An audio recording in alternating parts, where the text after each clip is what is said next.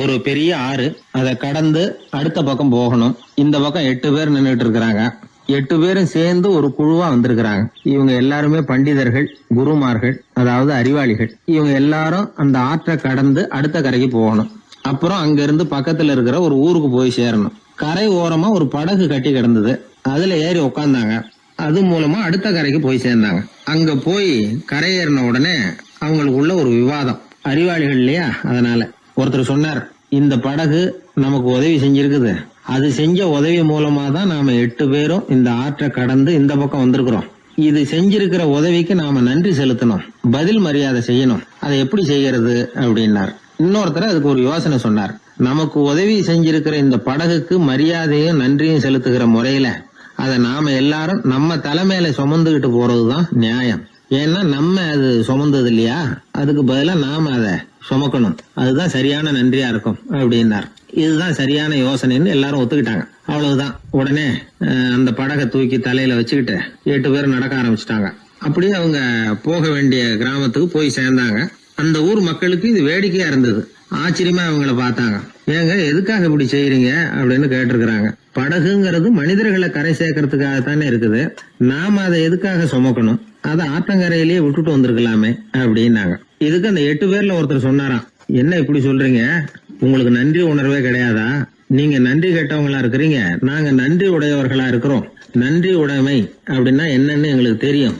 அதனாலதான் எங்களை கரை சேர்த்த படகுக்கு நாங்க நன்றி செலுத்துறோம். இந்த படகு எப்பவும் எங்க தலைமையிலதான் இருக்கும் அப்படின்னார். இது புத்தர் சொன்ன ஒரு கதை. வழி இருக்கு பாருங்க, அதையே முடிவுன்னு நினைச்சு வாழ்நாள் பூரா புடிச்சுக்கிட்டு மனிதர்கள் துன்பப்படுறாங்க அப்படிங்கறது அவருடைய கருத்து. ஒரு மனிதன் ஜபம் பண்றான், வழிபாடு பண்றான், அது மூலமா ஒரு விழிப்புணர்வு கிடைச்சுட்டுதுன்னு வச்சுக்கோங்க. அதுக்கப்புறம் எதுக்கு அந்த ஜபமும் வழிபாடும்? தூக்கி எறிஞ்சிட வேண்டியதானே. ஆனா மனுஷன் அப்படி பண்றது இல்ல. வழிபாட்டையே லட்சியமா வச்சுக்கிட்டு அதையே கெட்டியா புடிச்சுக்குவான். அந்த ஜபத்துக்கு அவன் ஒரு கைதி ஆயிடுறான். அதனால அதை விட்டுட்டு அவனால வெளியில வர முடியல. வழிபாடு மூலமா சாதிச்சுடலாம் அப்படின்னு நினைக்கிறது தப்பு அப்படிங்கிறார் ஓஷோ. ஜபம்ங்கிறது ஒரு முள். காலில் குத்துன முள்ள எடுக்கிறதுக்கு இன்னொரு முள்ள பயன்படுத்துறோம். முள்ள எடுத்தாச்சு, அப்புறம் என்ன? 2 முள்ளையும் வீசி எறிஞ்சிட வேண்டியது தானே. 2 முள்ளுக்குமே இனிமே பிரயோஜனம் இல்லை. பழைய முள் இருந்த இடத்துல புதிய முள்ள குத்தி வச்சா வலிதான் தொடரும். அப்படி செய்யறவன் முட்டாள். ஆனா இப்படிப்பட்ட முட்டாள்களுக்கு உலகத்துல பஞ்சமே இல்லைங்கிறார் அவர். அதனால வழிபாடு, ஜபம் அப்படின்னு எல்லாம் சொல்றோமே, அதையெல்லாம் கூட விழிப்புணர்வோட பயன்படுத்தணும். நம்ம ஆள் ஒருத்தன், அவன் என்னன்னா காலில் ஒரு முள்ள தைச்சுக்கிட்டான், இன்னொரு முள்ளால அதை எடுத்துக்கிட்டு இருக்கிறான். ரொம்ப நேரமா முயற்சி பண்ணிட்டு இருந்தான். கடைசியா அப்பாடா எடுத்தாச்சு அப்படின்னு சொல்லிவிட்டு மறுபடியும் முள்ள எடுக்க ஆரம்பிச்சான். என்னப்பா இது, அதுதான் முள்ள எடுத்துட்டிய, அதுக்கப்புறம் என்னத்துக்கு முயற்சி பண்ணிட்டு இருக்கிறேன்னு கேட்டாங்க. இதுக்கு அவன் சொல்றான், ஏற்கனவே தச்சிருந்த முள்ளை எப்பவோ எடுத்துட்டேன், அதை எடுக்கிறதுக்காக உபயோகப்படுத்திக்கிட்டு இருந்தேனே இன்னொரு முள்ளு, அது இப்ப உள்ள மாட்டிக்கிட்டு இருக்குது, அதனாலதான் மறுபடியும் முதல்ல இருந்து ஆரம்பிக்கிறேன் அப்படின்னா. இப்படி வாழ்க்கையில முதல்ல இருந்து ஆரம்பிக்கிறவர்களும் அதிகம், முதல்லயே இருந்துகிட்டு இருக்கிறவங்களும் அதிகம். வாழ்க்கையில படிப்படியா முன்னேறணும், வாழ்க்கையை புரிஞ்சுக்கிட்டு முன்னேறணும். அதுக்கு இந்த பெரியவர்கள் சொல்லுகிற தத்துவத்தை எல்லாம் சரியா புரிஞ்சுக்கிட்டு அது பிரகாரம் நாம நடக்கணும். ஒரு பெரிய இடத்து பொண்ணு நிறைய படிச்சிருக்கிறா, பட்டங்கள் எல்லாம் வாங்கியிருக்கிறா, வேலைக்கு எதுக்கும் போகல, அதுக்கு அவசியமும் இல்லை. வசதியான குடும்பம். அந்த பொண்ணுக்கு பொழுதுபோக்கு என்ன தெரியுமா? பத்திரிகை படிக்கிறது, தொலைக்காட்சி பார்க்கறது, வானொலி கேட்கறது, இதுதான் பொழுதுபோக்கு. முக்கியமா அதுல வர்ற விளம்பரங்களை கவனிக்கிறது. சந்தைக்கு ஏதாவது புதுசா பொருள் வந்திருந்தா உடனே காரை எடுத்துட்டு போக வேண்டியது, அதை வாங்கிட்டு வந்துட வேண்டியது. ஒரு நாள் அது மாதிரி ஒரு விளம்பரம் கண்ணில் பட்டது. புதுமையான சமையல் செய்யக்கூடிய சாதனம் ஒன்று வந்திருக்கிறதாக செய்தி. உடனே அதை வாங்கணும்னு ஆசை. வழக்கம் போல அன்னைக்கு சாயந்தரமே காரை எடுத்துட்டு புறப்பட்டா. பார்த்தா விலை அதிகம்தான், இருந்தாலும் அதை பற்றியெல்லாம் கவலைப்படல. அதிக விலை கொடுத்து அந்த சமையல் இயந்திரத்தை வாங்கிட்டு வந்துட்டா. ஒரு பெரிய அழகான அட்டைப்பெட்டிக்குள்ள அது இருந்தது. துண்டு துண்டு பாகங்களா அதுக்குள்ள அடுக்கி வைக்கப்பட்டிருந்தது. அதை ஒன்னோட ஒன்று சேர்த்து முழு இயந்திரமா ஆக்கிய வேண்டியது நம்ம வேலை. அதெல்லாம் எப்படி ஒன்று சேர்க்கறது? அதுக்காக ஒரு கையேடு அது உள்ளே வச்சிருக்கிறாங்க. அந்த பொண்ணு வீட்டுக்கு வந்தா அட்டைப்பூட்டியை பிரிச்சா, ஒவ்வொரு துண்டு பாகத்தை எடுத்து வெளியில வச்சா, பக்கத்துல அந்த விவர புத்தகத்தை வச்சுக்கிட்டா. அது பிரகாரம் அந்த பாகங்களை இணைச்சு பார்த்தா சரியா வரல. மறுபடியும் எல்லாத்தையும் பிரிச்சு பரப்பி வச்சுட்டு ஆரம்பத்துல இருந்து வர்றா, அப்பவும் சரியா வரல. சரி, நேரம் அந்த கடைக்கு போய் அங்கிருந்தே ஒரு ஆளை அழைச்சிட்டு வந்துருவோம் அப்படின்னு சொல்லி காரை எடுத்துட்டு அவ புறப்பட்டா. கடையில இருந்து ஒரு ஆளை கையோட அழைச்சிட்டு வந்தா. 2 பேரும் வந்து சேர்ந்தாங்க. அங்க அவங்களுக்காக ஒரு ஆச்சரியம் காத்துக்கிட்டு இருக்கு வீட்டுல. என்ன ஆச்சுன்னா, அந்த சமையல் இயந்திரம் அழகா கோக்கப்பட்டு அங்க இருக்குது. அது மட்டும் இல்ல, அதுல சமையல் வேலையும் நடந்துகிட்டு இருக்குது. யார் அதை பண்ணது? அவளுக்கு ஆச்சரியம். சமையல் வேலை செய்கிற பணிப்பெண் அங்க வந்தா. வேலை செய்யறவோ, நான் தான் அதை செஞ்சேன்னா. அந்த பொண்ணுக்கு படிக்க தெரியாது, பள்ளிக்கூடத்துக்கே போனதில்லை, சமைக்க தெரியும், அவ்வளவுதான். படிப்பறிவு இல்லாத காரணத்தினால அந்த குறிப்பு புத்தகத்தையும் அவளால படிச்சிருக்க முடியாது. எப்படி இதை பொறுத்தனே அப்படின்னு ரொம்ப ஆச்சரியமா கேட்டாவோ. அந்த விவரம் தெரியாத பொண்ணு, பணி பொண்ணு சொல்றா, படிப்பறிவு இல்லாத போது மூளையை பயன்படுத்த வேண்டிய கட்டாயம் ஏற்படுது, வேற ஒண்ணும் இல்லை அப்படின்னாலாம். படிப்பு மூலமா அறிவை சேகரிச்சுக்கலாம், புத்திசாலித்தனத்தை சேகரிக்க முடியாது. தகவல் அறிவுங்கிறது ஞானம் ஆகாது அப்படின்னு சொல்லுவாங்க. அதுதான் இதுல முக்கியம். நம்மளும் ஒருத்தன் ரயில்ல பிரயாணம் பண்ணா, ராத்திரி பூரா பயணம், விடிஞ்சதும் பார்த்தா அவன் பொட்டியே காணல, யாரா திருடிட்டு போட்டாங்க. அதுக்காக அவன் கவலைப்படணும்ல, கவலைப்படல, சிரிச்சுக்கிட்டு இருக்கிறான். எதிரில் இருந்தவர் கேட்டார், ஏங்க பெட்டியை அவனோ எடுத்துட்டு போட்டானே, அதுக்காக கவலைப்படலையா நீங்க அப்படின்னார். நான் எதுக்காக கவலைப்படணும், அதோட சாவி என்கிட்ட தானே இருக்கு அப்படின்னானா இவன். தந்தியை விட வேகமா போகக்கூடியது எது அப்படின்னு கேட்டார் ஒருத்தர். வதந்தின்னார் இன்னொருத்தர். அவர் அப்படி சொன்னதுல ஒன்னும் தப்பு இல்ல. வதந்தி வேகமா பரவறதுக்கு என்ன காரணம்? 1க்கு 2 மிகைப்படுத்தி சொல்ற மனுஷ சுபாவம் ஒரு காரணம், சொல்றத அப்படியே நம்புறது இன்னொரு காரணம். எப்பொருள் யார் யார் வாய் கேட்பினும் அப்பொருள் மெய்ப்பொருள் காண்பது அறிவு அப்படின்னாரு வள்ளுவர். யாரு எதை சொன்னாலும் அதை அப்படியே நம்ப கூடாது, அறிவு வேலை செய்யணும். அதுல எந்த அளவுக்கு உண்மை இருக்குது அப்படின்னு கண்டுபிடிக்கணும். முக்கியமான பொறுப்புல உள்ளவங்களுக்கு எல்லாம் இது ரொம்ப முக்கியமா தேவைப்படுகிற ஒரு தகுதி. ஒரு நாட்டுல ஒரு சாதாரண ஆள் ஒருத்தன் இருந்தான். அவங்கிட்ட ஒரு கழுதை இருந்தது, ரொம்ப பிரியமா வளர்த்தான். அவனுக்கு அது ரொம்ப நெருக்கமான நண்பன். வேற மனுஷங்க யாரும் கிடைக்கல போல இருக்குது. அந்த கழுதைக்கு கந்தர்வசேனன் அப்படின்னு பேர் வச்சான். அந்த பேரை சொல்லிதான் அவன் அதை கூப்பிடுறது வழக்கம். அவ்வளவு பிரியமா வளர்த்த அந்த கழுதை ஒரு நாள் திடீர்னு செத்து போச்சு. எப்படி இருக்கும் அவனுக்கு? ரொம்ப சங்கடப்பட்டான், சாப்பிட கூட பிடிக்கல. அவனுக்கு முகத்தை வந்து மூணு வச்சுக்கிட்டு அவன் பாட்டு உட்காந்துருக்கிறான். இந்த நேரம் பார்த்து அவனுக்கு வேண்டியப்பட்ட ஒருத்தன் அந்த பக்கமா வந்தான். அவனை பார்த்தான். ஏன்டா அப்படி உட்காந்துருக்கிற அப்படின்னு கேட்டான். கந்தர்வசேனை செத்து விட்டதா சொல்லி குலுங்கி குலுங்கி அழ ஆரம்பிச்சுட்டான் இவன். கந்தர்வசேனன் யாருன்னு கேட்டான் இவன். அப்படி கேட்ட உடனே அவன் இன்னமும் சத்தம் போட்டு ஒவ்வொன்னு கத்த ஆரம்பிச்சுட்டான். துக்கம் அதிகமாயிட்டுது. அவன் அழற வேகத்தை பார்த்ததும், சரி கந்தர்வசேனன்கிறது முக்கியமான ஒரு பெரிய மனுஷன் போல இருக்கு அப்படின்னு இவன் முடிவு பண்ணிட்டான். நம்ம ஃப்ரெண்டோட துக்கத்தை நாமளும் பகிர்ந்துக்கணும்னு நினைச்சான். உடனே தலைய மொட்டை அடிச்சுக்கிட்டான், மீசை எடுத்துட்டான், கருப்பு உடை போட்டுக்கிட்டான். கந்தர்வசேனன் இறந்த செய்தி இப்படி காத்து வாக்குல பரவ ஆரம்பிச்சது ஊர் பூரா. ஊர்ல உள்ளவங்க எல்லாம் இந்த செய்தியை கேட்டதும் அவங்களும் தலையை மொட்டை அடிச்சுக்கிட்டு கருப்பு துணி போட்டுக்க ஆரம்பிச்சுட்டாங்க. ஒரே நாள்ல நகரம் பூராவும் துக்கத்துல ஆழ்ந்து போச்சு. எங்க பார்த்தாலும் மொட்டை தலை, கருப்பு துணி. அந்த நாட்டு அமைச்சர் இதை பார்த்தார். ஜனங்கள்லாம் வருத்தமா இருக்கிறாங்களே அப்படின்னு நினைச்சு சில பேரை கூப்பிட்டு விசாரிச்சார், என்ன விஷயம் அப்படின்னு. கந்தர்வசேனன் செத்துட்டார், அதனாலதான் இப்படி துக்கம் அனுஷ்டிக்கிறோம் அப்படின்னாங்க. அவராவது கொஞ்சம் யோசனை பண்ணி பார்த்திருக்கலாம்ல. கந்தர்வசேனன்னு சொல்றீங்களே, யார் அது அப்படின்னு விசாரிக்கலாம்ல. விசாரிக்கல. மக்கள் துயரத்துல நாமளும் பங்கு எடுத்துக்கணும் அப்படின்னு தான் அவர் நினைச்சார். அவரும் உடனே மொட்டை அடிச்சுக்கிட்டு கருப்பு சட்டையை போட்டு ஆரம்பிச்சுட்டார். அமைச்சர் இப்படி இருக்காருங்கிற செய்தி அரசருக்கு எட்டுச்சு. அவர் என்ன பண்ணாரு, அவரும் மொட்டை போட்டுக்கிட்டு தூக்கம் அனுஷ்டிக்க ஆரம்பிச்சுட்டார். அன்னைக்கு ராத்திரி ராஜா மொட்டை தலையோட அந்த புறத்துக்கு வர்றார், முகத்தை முன்னு வச்சுக்கிட்டு. ராணி பார்த்தாங்க. என்னங்க இது, என்ன விஷயம், உங்க துக்கத்துக்கு என்ன காரணம்னு கேட்டாங்க. ராஜா ரொம்ப கவலையோட, கந்தர்வசேனன் செத்துட்டாராம், ஜனங்கள்லாம் வருத்தத்துல இருக்கிறாங்க, அதனால நானும் அவங்களோட துக்கத்துல பங்கெடுத்துக்கிறேன், ஒரு ராஜாவோட கடமை இல்லையா அது அப்படின்னார். அது சரி, கந்தர்வசேனன் யாரு, உங்க அப்பாவா அண்ணனா, எதுக்காக தலைய மொட்டை அடிச்சிங்க அப்படின்னு கேட்டாங்க ராணி. அதுக்கப்புறம் தான் ராஜா யோசிக்க ஆரம்பிச்சார். ஆமா, அதுவும் சரிதானே, நாம என்னத்துக்கு அவசரப்பட்டு இப்படி பண்ணோம் அப்படின்னு சொல்லி நினைச்சுக்கிட்டு அதுக்கப்புறம் அமைச்சரை கூப்பிட்டார். அப்புறம் விவரம் கேட்டார், யாருங்க இது கந்தர்வசேனங்கிறது யாருன்னு கேட்டார். அவரும் அதுக்கப்புறம் தான் யோசிக்க ஆரம்பிச்சார். அவரு ஜனங்களை கூப்பிட்டு விசாரிச்சார். ஒவ்வொருத்தரா விசாரிச்சுக்கிட்டே கடைசியா அந்த ஆளுகிட்ட போய் சேர்ந்தாங்க. கந்தர்வசேனன் யாருன்னு கேட்டாங்க. என்னோட கழுதைன்னு அவன். ராஜாவும் மந்திரியும் தலையை தொங்க போட்டுக்கிட்டாங்க. எல்லாரும் சொல்றதையும் கண்ணை மூடிட்டு நம்ப ஆரம்பிச்சா கதை இப்படிதான் போய் முடியும். இந்த காலத்துல எல்லாம் சில பேர் சொல்ற விஷயம் கப்சா மாதிரி இருக்கும், ரீல் விடுறார் அப்படின்னு நினைப்போம். ஆனா அதுலயும் உண்மை இருக்கும். ஒருத்தர் ரொம்ப பெருமையா சொன்னார், சார் 10 பேர் ஒரே குடையில வந்தோம் சார், ஒரு சொட்டு தண்ணி கூட எங்க யார் மேலயும் படல சார் அப்படின்னார். 10 பேர் ஒரே குடையில வந்திருக்கிறாங்க, ஒரு சொட்டு தண்ணி கூட மேல படலையாம். பெருமையா சொன்னார். அது எப்படிங்கன்னு கேட்டோம். அவர் சொல்றாரு, ஏன்னா அப்ப மழையே பெய்யல சார் அப்படின்னார். நம்ம உடம்புல ரத்த அழுத்தம் இருக்குதே, அது நல்லதா கெடுதலா? உடனே அது கெடுதல்னு தான் சொல்லுவோம். ஆனா உண்மை அது இல்ல. இயற்கையா உள்ள ரத்த அழுத்தம் நம்ம உடம்புக்கு தேவையான ஒண்ணு. அந்த அழுத்தம் அதிகமா போனாதான் கெடுதல். அததான் நாம பிபின்னு சொல்றோம். ஆனா அது உண்மையிலேயே உயர் ரத்த அழுத்தம், ஹைப்பர் டென்ஷன். இதயம்ங்கிறது ஓயாம வேலை செஞ்சுக்கிட்டு இருக்கிற ஒரு பம்பு. இதயம் சுருங்கி ரத்தத்தை பம்பு செய்யறப்போ ரத்த அழுத்தம் கூடுதலா இருக்கும். இதுக்கு பேரு சிஸ்டாலிக் பிளட் பிரஷர் அப்படின்னு பேர்.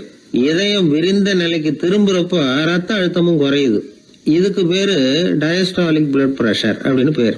இப்படி இது மாறி மாறி இருக்கும். இந்த பிபி 140 90 இப்படின்லாம் சொல்றாங்கல்ல, இதுதான். சீரா இருக்க வேண்டிய ரத்த அழுத்தம் ஒரு அளவுக்கு மேல அதிகரிச்சுட்டா ஆபத்து ஆரம்பம்னு அர்த்தம். சரி, இந்த உயர் ரத்த அழுத்தம் உண்டாகிறதுக்கு என்ன காரணம்? இதனாலதான் இது வருதுன்னு ஒரு காரணத்தை குறிப்பிட்டு சொல்ல முடியாது. ஆனா வம்சாவளி காரணம், ரொம்ப டென்ஷனான சூழ்நிலையில வேலை செய்யறது, உடம்பு குண்டா இருக்கிறது, இதெல்லாம் இந்த ஹை பிபிக்கு துணை செய்யுது. அப்படிதான் எடுத்துக்க வேண்டியிருக்குது.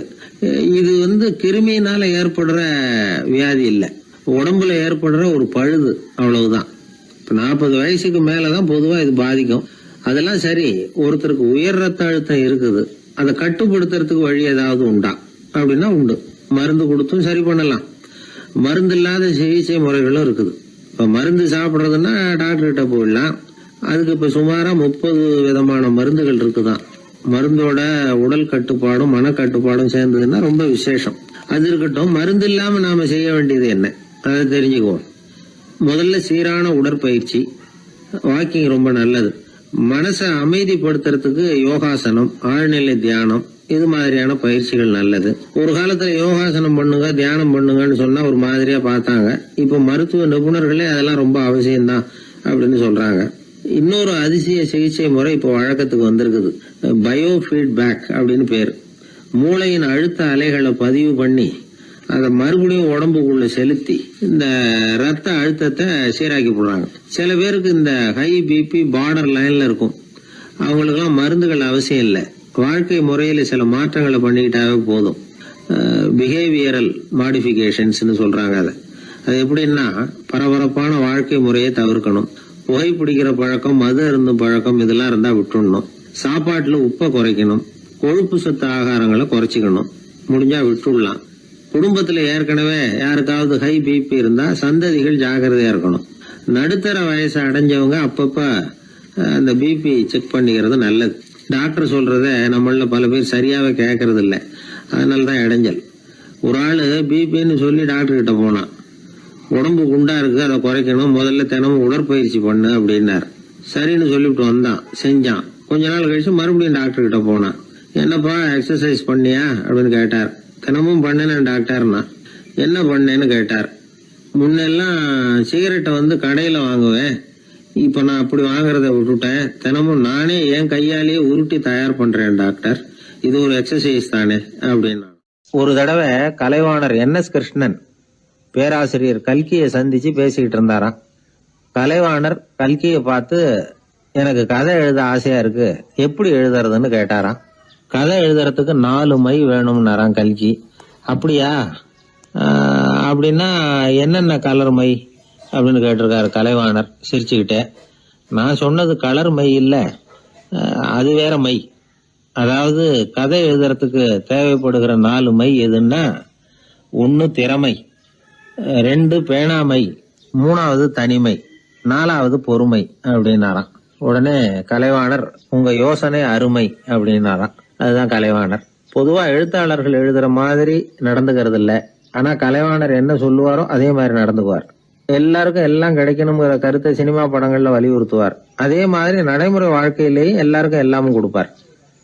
பணம், பதவி, புகழ் இப்படி எதுவுமே இல்லாத ஒரு சாதாரண மனுஷனா இருந்தா கூட இவர் மனுஷனுக்கு கொடுக்கற மரியாதையில கொஞ்சமும் குறைச்சல் இருக்காது. இந்த குணம் சாதாரணமா எல்லாருக்கும் இருக்கிறது இல்ல. அவரு சினிமா தியேட்டருக்கு போய் சினிமா பாக்குறது வழக்கம். அவரு வந்திருக்கிறாருங்கிறது தெரிஞ்சா போதும், வெளியில பிச்சைக்காரங்க கூடிடுவாங்க. இது அவருக்கு தெரியும். வெளியில நம்மளை நம்பி ஒரு கூட்டம் காத்துக்கிட்டு இருக்குமேன்னு நினைப்பார்.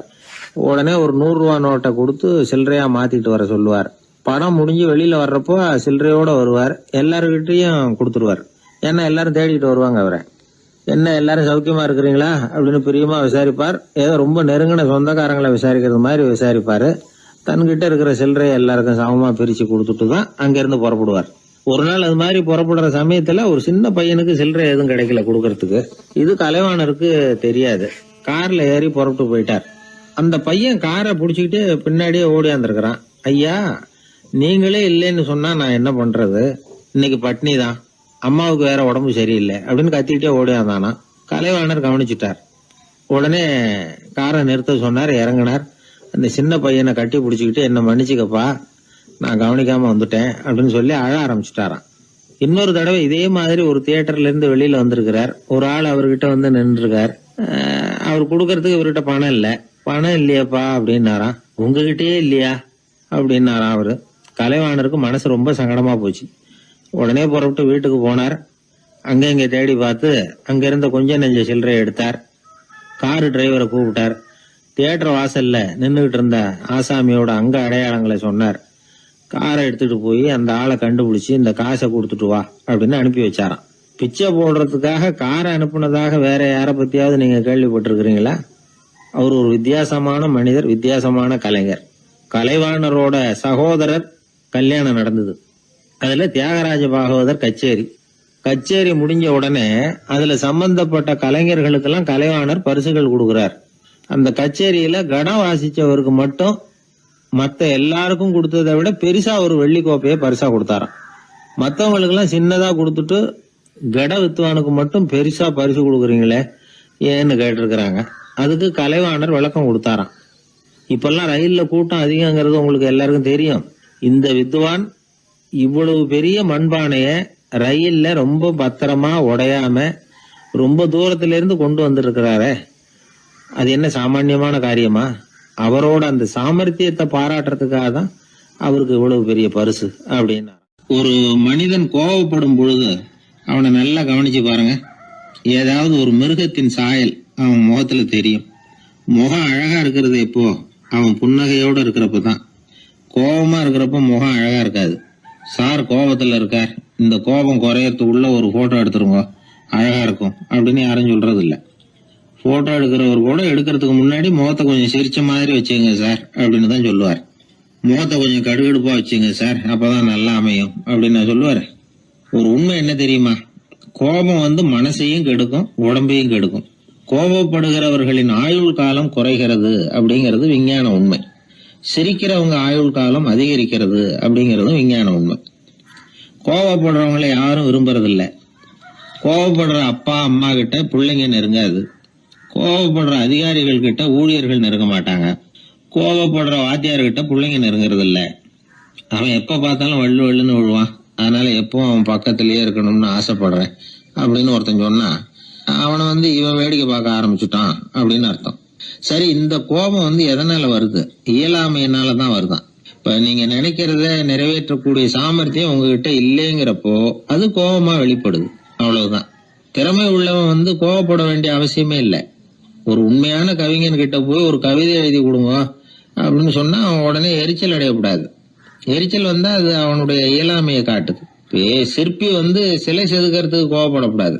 ஒரு அதிகாரி சொன்னார், நீங்க சொல்றதெல்லாம் சார் தான் சார், இருந்தாலும் கோவப்படலைன்னா வேலை நடக்காது சார், அதனாலதான் தினமும் ஆபீஸ்ல கத்திட்டு கிடக்குறேன் அப்படின்னார். ஆனா உண்மை என்ன தெரியுமா? கத்துறதுனால கத்துறதுதான் நடக்குமே தவிர காரியம் நடக்காது. வேலை நடக்கிறது மாதிரி ஒரு பாவனை நடக்கும், அவ்வளவுதான். தவறு செய்கிறவர்களுக்கு தண்டனை கத்துறது மட்டும் இல்ல, திட்டு வாங்குற யாரும் தான் செஞ்சது தவறுதான் அப்படின்னு ஒத்துக்கிறது இல்ல. அத அவங்க உணர்றதும் இல்ல. அப்படி இருக்கிறப்போ திட்டுறதுனால என்ன பிரயோஜனம்? திட்டுறது நோக்கம் என்ன? திட்டு வாங்குறவங்க திருந்தணும்ங்கிறது தானே. நோக்கம் நிறைவேறாதுன்னா எதுக்காக கத்தணும்? திட்டுறது மூலமாவே ஒருத்தனை திருத்த முடியும்னா திருடுறவனை எல்லாம் கூப்பிட்டு கொஞ்ச நேரம் திட்டி போயிட்டு வாப்பா, இனிமே நீ திருந்திவிட்ட அப்படின்னு சொல்லி வச்சுடலாமே. இதுல நாம முக்கியமா புரிஞ்ச வேண்டியது என்னன்னா, கோபம்ங்கிறது நாம அடுத்தவங்களுக்கு கொடுக்கிற தண்டனை இல்ல, அது நமக்கு நாமே கொடுத்துக்கிற ஒரு தண்டனை. அடுத்தவங்களை திருத்துறதாக நினைச்சுக்கிட்டு நம்ம நாமே கெடுத்துக்கிற ஒரு முயற்சி. நம்ம மனசு கெட்டு போகுது, நம்ம உடம்பு கெட்டு போகுது, அதுதான் கண்ட பலன். நம்ம ஆள் ஒருத்தன் சொன்னா, நான் கோபம் வந்துட்டுதுன்னா அதை மனிதர்கள் மேல காட்ட மாட்டேன் சார், அவங்கள திருத்த முடியாதுன்னு எனக்கு தெரியும் அப்படின்னா. வேற என்ன பண்ணுவேன் அப்படின்னு கேட்டேன். பாத்திரங்கள் பேர்ல காட்டுவேன், வீட்டுல இருக்கிற பாத்திரங்களை எல்லாம் எடுத்து வெளியில வீசி எறிவேன் அப்படின்னா. அதனால கோபம் குறைஞ்சுதா அப்படின்னு கேட்டாங்க. எனக்கு குறைஞ்சது, ஆனா எதிர்த்த வீட்டுக்காரனுக்கு அதிகமாயிட்டுதுன்னு நானும். அது எப்படிறான்னு கேட்டிருக்காங்க. நான் எனக்கு கோபம் வந்த உடனே நேரா அவங்க வீட்டுக்குள்ள போய் அங்க இருக்கிற பாத்திரங்களை தான் எடுத்து வெளியில வீசி எறிகிறேன் அப்படின்னா. ஒரு வெளி தேசத்துல இருந்து ஒருத்தர் நம்ம நாட்டுக்கு வந்தார். இங்க ஒருத்தர் அவரை அன்பா கூப்பிட்டு உபசரிச்சார். ஒரு ஆரஞ்சு பழத்தை அவர்கிட்ட கொடுத்தார். கொடுத்து சாப்பிட சொன்னார். அவர் அதை வாங்கினார். அதை அப்படியும் இப்படியும் புரட்டி பார்த்தார். அவருக்கு ஒன்னும் புரியல. ஏன்னா அவர் தேசத்துல அது இல்ல போல இருக்கு.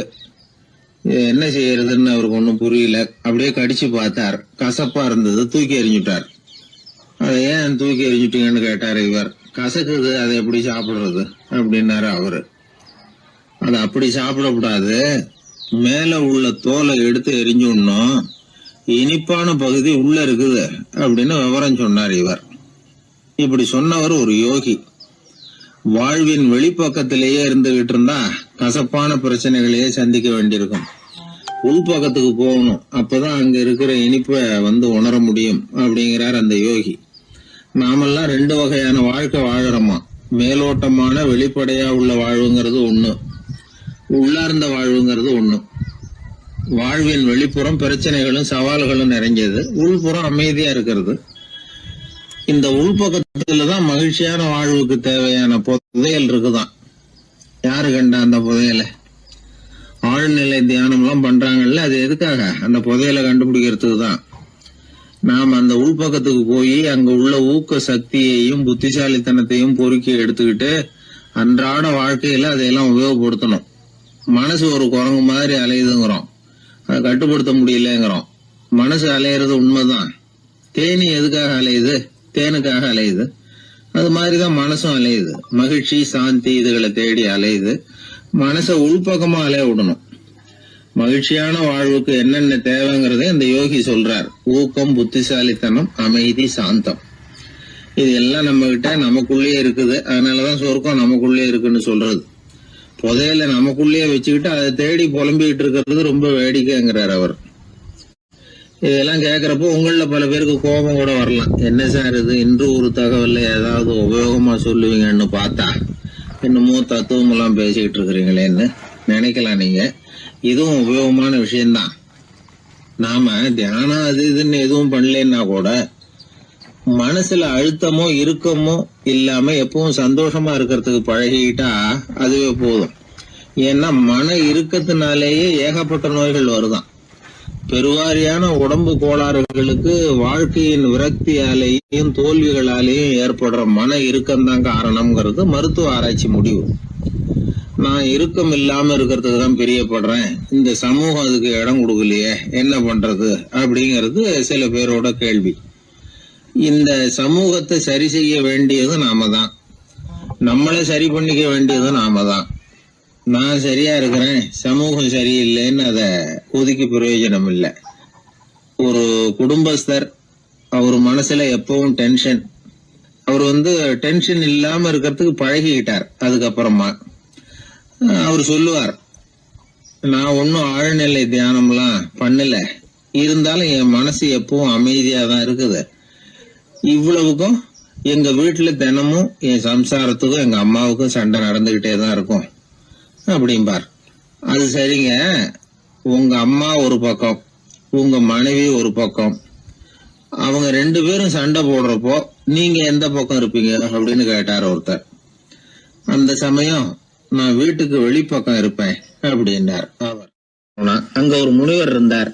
சுவாமி, என்ன ஆசீர்வாதம் பண்ணுங்க, எனக்கு ஏதாவது புத்தி சொல்லுங்க அப்படின்னா அவர் ஆசீர்வாதம் பண்ணார். அதுக்கப்புறம் சொன்னார், மகனே, நீ எந்த காரியத்தை செஞ்சாலும் செய்யறதுக்கு முன்னாடி ஒரு தடவை அதனால ஏற்படக்கூடிய விளைவுகளை நல்லா யோசிக்கணும். உன் மனசுக்கு அது சரின்னு தெரிஞ்சா மட்டும் அதை செய்யணும் அப்படின்னார். அரசன் அவர் சொன்னதை அப்படியே மனசுல வாங்கிக்கிட்டான். அவர் காலடியில விழுந்து வணங்கினான். 100 பொற்காசுகளை அவர் காலடியில வச்சுட்டு திரும்பினார். அமைச்சர் இதை கவனிச்சார். என்ன இது, நம்ம அரசர் இவ்வளவு ஏமாளியா இருக்கிறாரு, இந்த ஒரு சாதாரண யோசனை சொன்னதுக்கு 100 பொற்காசுகள் கொடுத்துட்டாரு. அமைச்சர் இப்படி நினைக்கிறது அவர் முகத்தை பார்த்ததுமே அரசனுக்கு புரிஞ்சுட்டுது. இருந்தாலும் அதை பத்தி ஒன்னும் கேட்டுக்கல. 2 பேரும் திரும்பி அரண்மனைக்கு வந்து சேர்ந்தாங்க. அதுக்கப்புறம் அந்த அரசன் என்ன பண்ணான் தெரியுமா? ஆட்டுல முனிவர் சொன்ன அந்த புத்திமதியை ஒரு கல்லுல கல்வெட்டா செதுக்கினான். தன்னுடைய அறையில எல்லாரும் கண்ணிலையும் படும்படியாக அப்படி ஒரு இடத்துல பதிச்சு எல்லாரும் பாக்குறது மாதிரி பண்ணிவிட்டான். இப்போ அந்த அமைச்சருக்கு ஆச்சரியம், என்ன இது, நம்ம மன்னருடைய அறியாமையை புரிஞ்சுக்கவே முடியலையே, இத போய் கல்லுல செதுக்கி வைக்கணுமா, பேர்பட்ட அறிவுரையாது அப்படின்னு நினைச்சார். கொஞ்ச நாள் ஆச்சு. ஒரு நாள் அந்த மன்னருக்கு கடுமையான வயிற்று வலி. உடனே அரண்மனை வைத்தியரை கூப்பிட்டார். அவர் வந்து சேர்ந்தார். மன்னரை சோதிச்சு பார்த்தார். கொஞ்ச நேரம் இப்படியே படுத்துருங்க, நான் எங்க வீட்டுக்கு போய் இதுக்கு பொருத்தமா ஒரு மருந்து தயார் பண்ணிட்டு வரேன் அப்படின்னு சொல்லிட்டு ஓடினார். மருந்தோட திரும்பி அவர் வந்த சமயத்துல மன்னர் ஒரு கட்டில்ல கண்மூடி படுத்திருக்கிறார். பக்கத்துல யாரும் இல்ல. வைத்தியர் வந்தார். ஒரு சின்ன கோப்பையில கொஞ்சம் மருந்தை ஊத்தினார். அப்படியே அங்க சுத்தி முத்தி பார்த்தார். ஏதோ ஒரு பொடியை வந்து அதுல கலந்தார். கலந்து எடுத்துக்கிட்டு மன்னரை நெருங்கினார். கொஞ்சம் யோசனை பண்ணார். அப்புறம் திரும்பி போனாரு. கையில இருந்த மருந்து அப்படியே கீழே கொட்டிட்டு வந்தார். அந்த கோப்பையை நல்லா கழுவி சுத்தம் பண்ணி விட்டு மறுபடியும் கொஞ்சம் மருந்தை ஊத்திட்டு வந்தார். அதுக்கப்புறம் மன்னா அப்படின்னு சொல்லி மெதுவா கூப்பிட்டாரு. இவர் எழுந்திருச்சார். அப்புறம் இவரு சொன்னார், மன்னர் வைத்தியரே, நான் வந்து கண்ணை மூடிக்கிட்டு இருந்தாலும் அப்பப்ப கவனிச்சுக்கிட்டு தான் இருந்தேன். முதல்ல எதையோ கலந்தீங்க, அப்புறம் அதை கொட்டிவிட்டு வேற என்ன விஷயம், உண்மையை சொல்லுங்க அப்படின்னு மிரட்டினார். வைத்தியர் மிரண்டு போட்டார். அப்படின்னு மன்னருடைய காலில் விழுந்தார். அதுக்கப்புறம் உண்மையை சொன்னார். மகாராஜா, உங்களுடைய படை தளபதி உங்களை கொல்றதுக்காக சதி பண்ணார். விஷம் கலந்து கொடுக்கும்படியாக சொன்னார். வெகுமதி நிறைய தர்றேன்னார். நானும் சரின்னு சொல்லிவிட்டு இங்க வந்தேன். அவர் கொடுத்த விஷப்பொடிய மருந்துல கலந்தேன். எடுத்துக்கிட்டு உங்ககிட்ட வந்தப்போ எதிரில நீங்க வச்சிருக்கிற அந்த கல்வெட்டு வாசகம் கண்ணுல போட்டது. எந்த காரியத்தை செஞ்சாலும் அதோட விளைவுகளை பத்தி யோசிக்க சொல்லிச்சு அந்த வாசகம். யோசனை பண்ணுனேன், என் உயிருக்கே ஆபத்துங்கிறத புரிஞ்சுக்கிட்டேன். உடனே திரும்பி போய் அதை கொட்டி கழுவி விட்டு வேற நல்ல மருந்தா ஊத்திக்கிட்டு வர்றேன் அப்படின்னார். இப்ப அந்த மன்னர் அமைச்சரை கூப்பிட்டார். பாத்தீங்களா, இந்த புத்திமதிய அன்னைக்கு நீங்க அலட்சியமா நினைச்சீங்க, இன்னைக்கு அதுதான் என் உயிரை காப்பாத்தி இருக்குது அப்படின்னார். அமைச்சர் தலையை குனிஞ்சுக்கிட்டாராம். அதனால பெரியவர்கள் நமக்கு சொல்ற புத்திமதி சாதாரணமா தான் தெரியும். அதுக்காக நாம வந்து அதை அலட்சியம் பண்ணிடக்கூடாது. இந்த காலத்துல ஒருத்தன் ஒரு சாமியார் கிட்ட போனா ஒரு 1000 ரூபாய அவர் காலடியில வச்சுட்டு திரும்பி வந்தான். எதுக்கு அதுன்னு கேட்டேன். இன்னைக்கு நான் இந்த அளவுக்கு நல்லபடியா இருக்கிறதுக்கு அவர் தான் காரணம். ஏற்கனவே ஒரு தடவை இவர்கிட்ட வந்து புத்தி சொல்லுங்கன்னு கேட்டேன், மாட்டேன்னு விட்டார். அன்னைக்கு அவர் ஏதாவது எனக்கு புத்தி சொல்லி நான் அது பிரகாரம் நடந்திருந்தேன்னா இன்னைக்கு நான் வீணா போயிருப்பேன். அதுக்காக ஒரு நன்றியை தெரிவிக்கிறதுக்காக தான் இன்னைக்கு வந்தேன், இந்த காணிக்கையை செலுத்துறேன் அப்படின்னு சொல்லிவிட்டு அவன் பாட்டு தெருவில் இறங்கி நடந்து போனான். உழைப்பும் நேர்மையும் உயர்வதற்கு வழிகள். அதை விட்டுட்டு உட்கார்ந்த இடத்துல இருந்துகிட்டே உயர போகணும் அப்படின்னு ஆசைப்படக்கூடாது. பல பேர் அப்படிதான் கற்பனை பண்றாங்க. அந்த கற்பனையிலேயே பாதி வாழ்க்கை ஓடி போடுது. உழைப்புங்கிற வழியையும் நேர்மைங்கிற வழியையும் ஒதுக்கி விட்டு குறுக்கு வழியில ஓட நினைக்கிறவங்க குப்புற விழுந்துடுறாங்க. எந்த தொழிலை நாம செய்தாலும் சரி, அந்த தொழிலுக்குரிய பெருமையை நாம புரிஞ்சுக்கிட்டு அதுல ஈடுபடணும். அப்படி இல்லாம என்ன சார் பொழப்புது, இந்த தொழிலை மனுஷன் செய்வானா அப்படி புலம்பிக்கிட்டே இந்த தொழிலையே செஞ்சுக்கிட்டு இருக்கிறவங்க நம்மள பல பேர் உண்டு. செய்யும் தொழிலே தெய்வம் அப்படின்னு சொல்றாங்கல்ல, அப்படி சொல்றது எதுக்காக? அந்த அளவுக்கு அதுல ஒரு ஈடுபாடு வேணுங்கிறதுக்காகத்தான். ஒரு பெரிய மலைப்பகுதி, அந்த மலை அடிவாரத்துல ஒரு சிற்பி உட்காந்து ஒரு சிலையை வடிச்சுக்கிட்டு இருக்கிறான். கையில ஒரு சின்ன உளிய வச்சுக்கிட்டு ஒரு பெரிய கருங்கல் பாறையை கொஞ்சம் கொஞ்சமா உடைச்சுக்கிட்டு இருக்கான். ஒரு சிற்பத்தை வடிக்கிறதுங்கிறது அவ்வளவு உன்னதமான ஒரு தொழிலா? எல்லாராலையும் முடியுமா அது? அப்படி இருந்தும் அந்த சிற்பிக்கு மன நிறைவில்லை. அவன் நினைக்கிறான், இந்த கடுமையான வெயில்ல உட்கார்ந்து வேலை செய்யறது எவ்வளவு கஷ்டம். நாம ஒரு சிற்பியா இருக்கிறதுனால தானே சூரியன் கடுமையான வெப்ப கதிர்களை நம்ம மேல வீசுறான். நாமளே அந்த சூரியனா இருந்துட்டா இந்த கஷ்டம் இருக்காதே. நம்மளை கஷ்டப்படுத்துறவன் நம்மளை விட வலிமை உள்ளவன். அதனால நாம அவனா மாறி விடுறதுதான் நல்லது அப்படின்னு அந்த சிற்பி யோசனை பண்ணான். அவன் எண்ணம் உடனே நிறைவேறிட்டுது.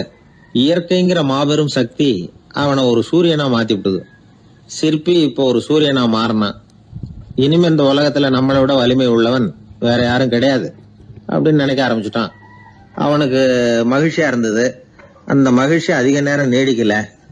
ஏன்னா கொஞ்ச நேரத்துல ஆகாயத்துல கரிய மழை மேகங்கள் அப்படியே சூழ்ந்து வந்தது.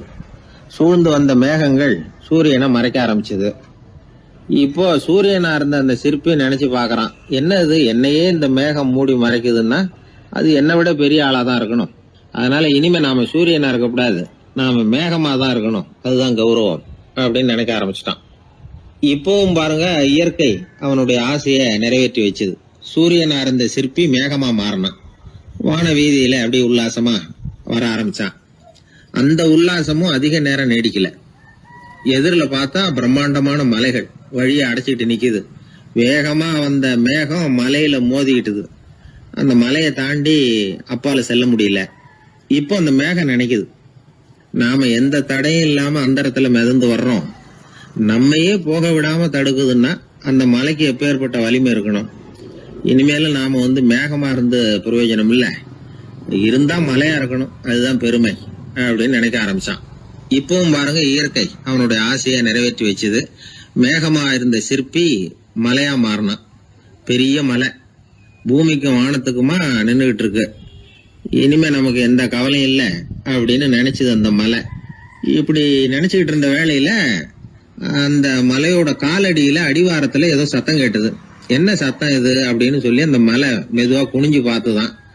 பார்த்தா அங்க ஒரு மனுஷன் தன்னுடைய கையில உளிய வச்சுக்கிட்டு மலையை கொத்திக்கிட்டு இருக்கிறான். ஏதோ ஒரு சிற்பத்தை வடிக்கிறதுக்காக அவன் முயற்சி பண்ணிட்டு இருக்கிறான். இப்போ அந்த மலை நினைச்சுதான், மலையே ஒருத்தன் உடைக்கிறான்னா அவன் எப்பேற்பட்ட வலிமை உள்ளவனா இருக்கணும். இனிமேலும் மலையா இருந்து பிரயோஜனம் இல்ல, மனுஷனா மாறணும், அதுதான் சரி அப்படின்னு நினைச்சுதான். அந்த வினாடியே அந்த மலை ஒரு மனுஷனா மாறிச்சு. அவன் கையில ஒரு உளி, பழையபடியே ஒரு கருங்கல் பாறையை கொத்த ஆரம்பிச்சான். அந்த ஆள் பழைய நிலைமைக்கு வந்துட்டான். இந்த கதையில இருந்து நாம தெரிஞ்சுக்க வேண்டியது என்னன்னா, தன்னுடைய உண்மையான பலம் என்னங்கிறது தெரியாமலே தாவி தாவி தடுமாறிக்கிட்டு இருக்கிறான் மனுஷன் அப்படிங்கிறது தான். இனிமேலாவது அதை புரிஞ்சுக்கணும். நாம அதுவா மாறணும்னு நினைக்கிறது தப்பு, நாம இருக்கணும் அப்படின்னு நினைக்கிறது தான் உண்மை, அதுதான் சரி. அந்த சிற்பி என்னென்னோ கற்பனை பண்ணி கடைசியில மறுபடியும் சிற்பியாகவே வந்து சேர்ந்தான் பாருங்க. அதனால நம்முடைய உண்மையான பலம் என்ன அப்படிங்கறத தெரிஞ்சுக்கிட்டு நடந்துகிட்டோம்னா வாழ்க்கையில எப்பொழுதும் வெற்றி நிச்சயம். பண்றதுன்னு எனக்கு புரியல அப்படின்னு கவலைப்பட்டார் ஒரு அப்பா. என்ன பண்றது, அப்பாவோட குணம் கொஞ்சமாவது பிள்ளைக்கும் இருக்கதானே செய்யும்னா, அட போங்க சார், அவனை அடக்கிறதுக்கு ஏதாவது வழி சொல்லுவீங்கன்னு பார்த்தா நீங்க என்னோட சரித்திரத்தை புரட்ட ஆரம்பிச்சுட்டீங்களே. அப்புறம் கேட்டேன் அவரை, சரி பையன் அடம் பண்ண அவனை நீங்க எப்படி அடக்குறீங்க அதை சொல்லுங்க முதல்ல, அதுக்கப்புறம் என் யோசனையை சொல்றேன் அப்படின்னு அவரு சொன்னார். வேற என்ன பண்ணுவேன், மிரட்டுவேன், அடிப்பேன், அவ்வளவுதான் எனக்கு தெரியும்னார். அடிச்சா அடங்கிடுவானா பையன் அப்படின்னு கேட்டேன். அது எப்படிங்க அடங்குவான், இன்னமும் தீவிரமா அடம் பண்ண ஆரம்பிச்சிருவான், கத்தி ரகலை பண்ணிவிடுவான் அப்படின்னார். குழந்தை அடம் பண்றானேங்கிற கவலை பல குடும்பங்கள்ல உள்ள ஒரு பிரச்சனை தான். இதுக்கு இப்ப மருத்துவர்கள் ஒரு சுலபமான வழியை சொல்றாங்க. அது என்னன்னா, ஒரு குழந்தை அடம் பண்ணிச்சுன்னா அதை அடிக்கப்படாதான், அதுக்கு பதிலா வேற ஒரு காரியம் பண்ணலாமா. அது என்னன்னா, குடும்பத்துல இருக்கிற எல்லாரும் ஒண்ணு சேர்ந்து அந்த குழந்தைகிட்ட கொஞ்ச நேரம் பேசாம இருந்தோம்னுமா, பேச்சை நிறுத்திக்கணும். குழந்தையால பேசாம இருக்க முடியாது, அது யோசனை பண்ணும், தன்னுடைய தவறை உணர்ந்து அது வருந்த ஆரம்பிக்கும். இப்படி தொடர்ந்து செஞ்சுக்கிட்டு வந்தா குழந்தை கொஞ்ச நாள்ல அடம் பண்றதை நிறுத்தி விடுமா. இது டாக்டர்கள் இப்ப சொல்லி கொடுக்கற ஒரு யோசனை. அதே மாதிரி சில குழந்தைகள் சரியான காரணம் இல்லாம அடம் பண்ணணுங்கிறதுக்காகவே கத்துது பாருங்க, அதை நிறுத்துறதுக்கு கூட ஒரு வழி இருக்குது. அது என்ன வழின்னா, அது அழற சமயத்துல அந்த சத்தத்தை ஒரு டேப் ரெக்கார்டர் மூலமா பதிவு பண்ணி வச்சுக்கணும். குழந்தை கத்த ஆரம்பிக்குதுன்னு வைங்க, உடனே ஏற்கனவே பதிவு பண்ணி வச்சிருக்கிற அழுகை சத்தத்தை போட்டு அந்த குழந்தை காதுல விழறது மாதிரி பண்ணணும். தன்னுடைய அழுகை சத்தத்தை கேட்க ஆரம்பிச்ச உடனே அந்த குழந்தை தான் அழறத நிறுத்திக்குமா. சில குழந்தைகள் சாப்பிட மாட்டேன்னு அடம் பண்ணும். வளர்ந்த குழந்தைய வற்புறுத்தி சாப்பிட சொல்லக்கூடாது. சில பேர் என்ன பண்ணுவாங்கன்னா, கட்டாயப்படுத்தி சாப்பாட்டை திணிப்பாங்க. அதெல்லாம் ரொம்ப தப்பு. குழந்தைக்கு விவரம் தெரிஞ்சதுக்கு அப்புறம் சாப்பாட்டு விஷயத்துல நீங்க தலையிட வேண்டிய அவசியமே இல்லை. பசிச்சா சாப்பிடணுங்கிறது அதுக்கு புரியும். அது தானாவே சுதந்திரமா எடுத்து போட்டு சாப்பிடுறதுக்கு அனுமதிக்கணும். நீங்க போய் அதுகிட்ட நின்றுட்டு சாப்பிடு சாப்பிடு அப்படின்னு வற்புறுத்திக்கிட்டு இருக்க கூடாது. நீங்க அதை வற்புறுத்தாம இருந்தா அது உங்களை வித்தியாசமா பார்க்க ஆரம்பிக்கும்.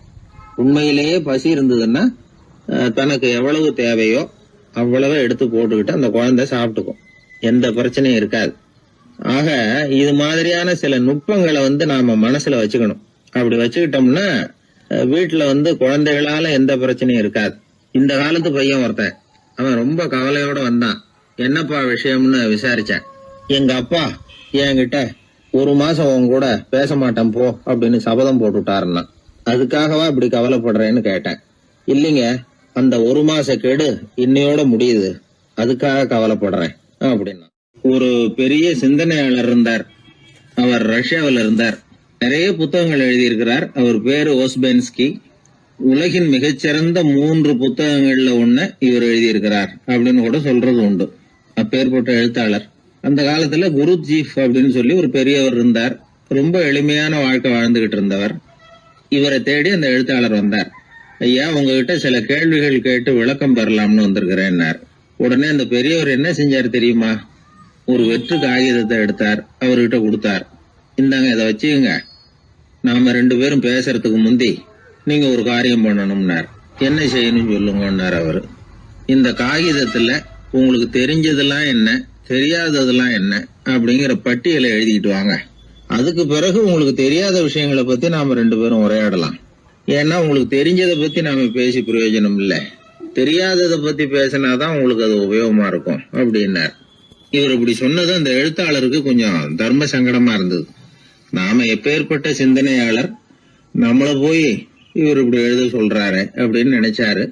இருந்தாலும் அந்த பெரியவர் பேர்ல இவருக்கு ரொம்ப மரியாதை. அதனால அவர் கொடுத்த காகிதத்தை வாங்கிட்டு தனியா ஒரு இடத்துல போய் உட்கார்ந்தார். யோசிக்க ஆரம்பிச்சார். முதல்ல யோசிச்சார், கடவுளை எனக்கு தெரியுமா அப்படின்னு. கடவுளை பற்றித்தான் எனக்கு தெரியுமே தவிர கடவுளை தெரியாதுங்கிறது புரிஞ்சுது. அதனால தனக்கு தெரிந்த ஒரு விஷயம் கடவுள் அப்படின்னு அவரால் குறிப்பிட முடியல. அடுத்தபடி ஆத்மாவை பத்தி சிந்திச்சார்.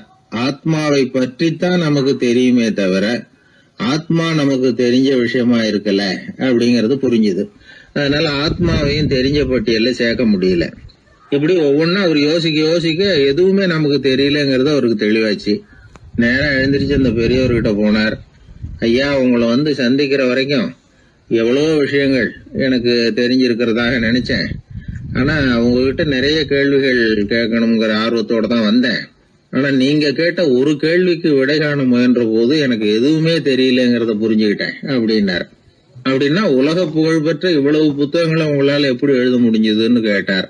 இவர் சொன்னார், ஐயா, இப்பதான் எனக்கு புரியுது. எனக்கு தெளிவில்லாத பல விஷயங்களையும் நான் எழுதியிருக்கிறேன். அவையெல்லாம் வெறும் வார்த்தை குவியல்கள்ங்கிறத நான் இப்போ உணர்றேன். வார்த்தைகளே அறிவு அப்படிங்கிற மயக்கத்திலிருந்து இப்ப நான் விடுபட்டுட்டேன். அறிவு துறையில நான் ஒரு பூஜ்யம்ங்கிறது புரிஞ்சு போச்சு அப்படின்னார். இப்ப பெரியவர் சொன்னார், இப்பதான் உங்களுக்கு உண்மையான அறிவு ஏற்பட ஆரம்பிச்சிருக்குது. எப்போ ஒரு மனிதன் தன்னுடைய அறியாமையை உணர ஆரம்பிக்கிறானோ அப்போதுதான் அறிவின் தொடக்கத்துல அடி எடுத்து வைக்கிறான் அப்படின்னார். அதுக்கு பிறகு என்னாச்சு தெரியுமா? இந்த எழுத்தாளர், சிந்தனையாளர் ஓஸ்பென்ஸ்கி புஸ்தகம் எதுவுமே எழுதலையாம், அதோட விட்டாராம். நம்முடைய அறியாமை நமக்கு புரிய ஆரம்பிச்சுட்டுதுன்னா நமக்கு அறிவு வளர ஆரம்பிச்சுட்டுதுன்னு அர்த்தம். அது நமக்கு புரியறது இல்லை, அதுதான் சிக்கல். ஒரு நண்பர் சொன்னார், சார், நான் எப்போ வீட்டை பூட்டி விட்டு வெளியூர் போனாலும் திருடன் பூட்டை உடைச்சு விடுறான். அதனால இப்ப புத்திசாலித்தனமா ஒரு காரியம் பண்ணிவிட்டு உங்க ஊருக்கு வந்திருக்கிறேன்னார். என்ன செஞ்சிருக்கிறீங்கன்னு கேட்டேன். வீட்டை பூட்டாமலே வந்துட்டேன் அப்படின்னார். உபயோகமா இருக்கு அப்படின்னார். உடனே பார்வை இல்லாத அந்த பெரியவர் சொன்னாரு, வெளிச்சம்னு ஒண்ணு உண்மையிலேயே இருக்குதா அப்படின்னு கேட்டாராம். உண்மையிலேயே வெளிச்சம் இருக்குங்க அப்படின்னு சொல்லி இருக்கிறாங்க, அதை நான் நம்ப மாட்டேன் அப்படின்னாரா அவரு. சூரியன் இருக்கு, சந்திரன் இருக்கு, நட்சத்திரம் இருக்கு அப்படின்லாம் சொல்லி பார்த்துருக்குறாங்க, அதையெல்லாம் ஒத்துக்கிறேன். ஆனா அதையெல்லாம் என்ன கொஞ்சம் தொட்டு பார்க்க விடுங்களேன் அப்படின்னாராம். அதையெல்லாம் தொட்டு அறிய முடியாது அப்படின்னு சொல்லியிருக்கிறாங்க. அப்படின்னா முகர்ந்து அறியறேன், மோந்து பாக்குறேன். மோர்ந்து பார்க்க விடுங்க, ஏதாவது வாசனை வருதான்னு பாக்குறேன் அப்படின்னு இருக்கார். அதுவும் முடியாதேன்னாங்களாம். பெரியவர் யோசனை பண்ணிருக்கிறார். சரி, பரவாயில்ல, முரசு அடிக்கிறது மாதிரி அடிச்சு பார்க்கவாவது ஏற்பாடு பண்ணி கொடுங்க, அதை அடிச்சு பார்த்து அதோட சத்தத்தை உணர்ந்துக்கிறேன் அப்படின்னாராம். அதாவது ஒளியின் ஒலியை, அதாவது வெளிச்சத்தின் சத்தத்தை புரிஞ்சுக்கிறேன் அப்படின்னு சொல்லியிருக்கிறார். அதுக்கும் சாத்தியம் இல்லைன்னு சொல்லியிருக்கிறாங்க. சரி, அதுவும் முடியலன்னா அந்த வெளிச்சத்துல கொஞ்சம் எடுத்து என் கையில கொடுங்க, வாயில போட்டு சாப்பிட்டு பாக்குறேன் ருசி எப்படி இருக்குன்னு அப்படின்னு சொல்லி பார்த்திருக்காரு. எந்த வகையிலயும் அவரை அதை ஒத்துக்க வைக்க முடியல. சுத்தி இருந்தவங்க எல்லாம் குழம்பி போயிட்டாங்க. என்னங்க, நாங்க சொல்றத நீங்க நம்பலையா அப்படின்னு கேட்டிருக்காங்க. என்னுடைய 4 புலன்களுக்கும் புலப்படாத ஒன்ன நான் மாயை அப்படிங்கிறேன். நீங்க என்ன அவமானப்படுத்துறதுக்காக இப்படி சொல்றீங்கன்னு நினைக்கிறேன். ஏதோ உங்களுக்கு எல்லாம் பார்வைன்னு ஒண்ணு இருக்கிறதாகவும் அது எனக்கு இல்லைங்கிறதாகவும் சொல்லி என்ன நீங்க அவமதிக்கிறீங்க அப்படின்னார். தர்க்க சாஸ்திரத்துல மேதையான அந்த பெரியவர். சுத்தி இருந்தவங்க பார்த்தாங்க, வெளிச்சம் இருக்குங்கிறத இவர் நம்பணும், இவரை நம்ப வைக்கணும் அப்படின்னா அது புத்தரால தான் முடியும் அப்படின்னாராம் ஒருத்தர். சரி அவர்கிட்டயே போவோம் அப்படின்னு சொல்லி எல்லாரும் அவர்கிட்ட போய் சேர்ந்தாங்க. விவரத்தை சொன்னாங்க. புத்தர் சிரிச்சாராம். எப்படிப்பட்டதுன்னு நான் நினைக்கிறேனோ, அதாவது உண்மை, அப்படித்தான் அவரும் நினைக்கிறார். எதையும் அனுபவபூர்வமா உணர்ந்தாதான் நம்ப முடியும். ஒளிய அனுபவித்து அறியாத வரையில அது இருக்கிறதா இல்லையா அப்படிங்கிற கேள்விக்கு இடம் கிடையாது. அதனால அவரு அதை நம்பாததும் சரிதான் அப்படின்னு சொன்னாராம் புத்தர். அதுக்கப்புறம் சொல்லியிருக்கார், உங்களை குணப்படுத்தி கொள்ளலாம், உங்களுக்கு தேவை ஞானி கிடையாது, உங்களுக்கு தேவை மருத்துவர் அப்படின்னாரா. ஒரு டாக்டர் கிட்ட அழைச்சிட்டு போயிருக்கிறாங்க. பார்வை கிடைச்சிட்டுது. வெளிச்சத்தை கண்டதும் அவர் மகிழ்ச்சி அடைஞ்சார். புத்தரை வணங்கினார். நான் வாதம் பண்ணேன், நீங்க எதிர்வாதம் பண்ணல, என்னுடைய பிரச்சனை மருத்துவரால் தான் தீரும் அப்படின்னு சொல்லி எனக்கு பார்வை கிடைக்க செஞ்சீங்க அப்படின்னாராம். மனித குலத்துல ரொம்ப அதிகமானவர்கள் நிலைமை இப்படித்தான். கண்ணை மூடிக்கிட்டு அதை சரின்னு ஒருத்தர் வலியுறுத்தி சொல்லிட்டு இருந்தா அவருக்கு உதவுறது அப்படிங்கிறது முடியாத காரியம். இந்த காலத்துல சில பேர் கண்களை திறந்துகிட்டே சில காரியங்கள் பண்ணுவாங்க. அது தப்புன்னு அவங்களுக்கு பின்னாடி தான் புரியும். ஒருத்தர் தன்னுடைய வலது காலில் கட்டு போட்டுக்கிட்டு அப்படி வந்தார். என்ன ஆச்சுன்னு விசாரிச்சாங்க. எங்க வீட்டு கண்ணாடி ஜன்னல்களை வெளிப்போக்கமா இருந்து சுத்தப்படுத்திக்கிட்டு இருந்தேன், சரியா தொடச்சிக்கிட்டு இருக்கோமா அப்படின்னு கொஞ்சம் பின்னாடி தள்ளி நின்னு பார்த்தேன் அப்படின்னார். அதுக்கும் உங்க கால் உடைஞ்சதுக்கும் என்ன சம்பந்தம்னு கேட்டாங்க. நான் குடியிருந்தது 4வது மாடியாச்சே அப்படின்னாராம். ஊர்ல ஒரு மன்னர் இருந்தார். அவரு பக்கத்து தேசத்து மேல படையெடுக்கணும்னு நினைச்சுக்கிட்டு இருந்தார். அதையும் தன்னுடைய நாட்டோட சேர்த்துக்கணுங்கிற ஆசை. எப்போ படையெடுக்கலாம்னு யோசிச்சுக்கிட்டு இருந்தார். இப்படி யோசிச்சுக்கிட்டு இருந்த சமயத்துல ஒரு பெரியவர் அவரை தேடிட்டு வந்தார். அவர் அடிக்கடி வருவார், அவர்கிட்ட பேசிக்கிட்டு இருப்பார். இப்போ அப்படித்தான் வந்தார். என்ன மன்னா யோசனைன்னாரு. இவர் தன்னுடைய யோசனையை சொன்னார். இந்த சமயத்துல மன்னருக்கு தாகம் எடுத்தது, தண்ணி குடிக்கணும் போல இருந்தது. உடனே அங்க இருந்த ஒரு அரண்மனை பணியாளரை கூப்பிட்டார். போய் கொஞ்சம் தண்ணி கொண்டு வாப்பா அப்படின்னார். அந்த பணியாளர் போனார். ஒரு கோலையில தண்ணி கொண்டு வந்தார். ராஜா கிட்ட நீட்டினார். ராஜா அதை வாங்கி குடிக்கிறதுக்காக வாய்கிட்ட கொண்டுட்டு போனார். அந்த நேரம் பார்த்து, மன்னா கொஞ்சம் பொறுங்கன்னார் இந்த பெரியவர். ஆவலோட குடிக்க போன மன்னர் அப்படியே நிறுத்திக்கிட்டு பெரியவரை பார்த்தார். இப்ப அந்த பெரியவர் சொன்னார், மன்னா இப்ப உங்களை விட வலிமை உள்ள ஒரு சக்தி உங்களுக்கு தண்ணி கொடுக்க மறுத்துடுதுன்னு வைங்க, உங்களை குடிக்க விடாம தடுத்துடுது அப்படின்னா, இப்ப இந்த ஒரு கோவள தண்ணீரை என்ன விலை கொடுத்து வாங்குவீங்க அப்படின்னு கேட்டார். இப்ப எனக்கு இருக்கிற தாகத்துக்கு என்னுடைய அரசாங்கத்துல பாதியையாவது கொடுத்து இந்த தண்ணியை வாங்கறதுக்கு தயங்க மாட்டேன்னார் அவர். சரி இப்ப அந்த தண்ணியை குடிங்கன்னார் பெரியவர். மன்னர் ஆவலோட அந்த தண்ணியை குடிச்சு முடிச்சார். அதுக்கப்புறம் கொஞ்ச நேரம் தன்னுடைய படையெடுப்பு பத்தி சொல்லிட்டு இருந்தார். கொஞ்ச நேரம் கழிச்சு மறுபடியும் இந்த பெரியவர் கேட்டார், மன்னா இப்போ நீங்க ஒரு கோவள தண்ணீரை குடிச்சு முடிச்சிட்டீங்க.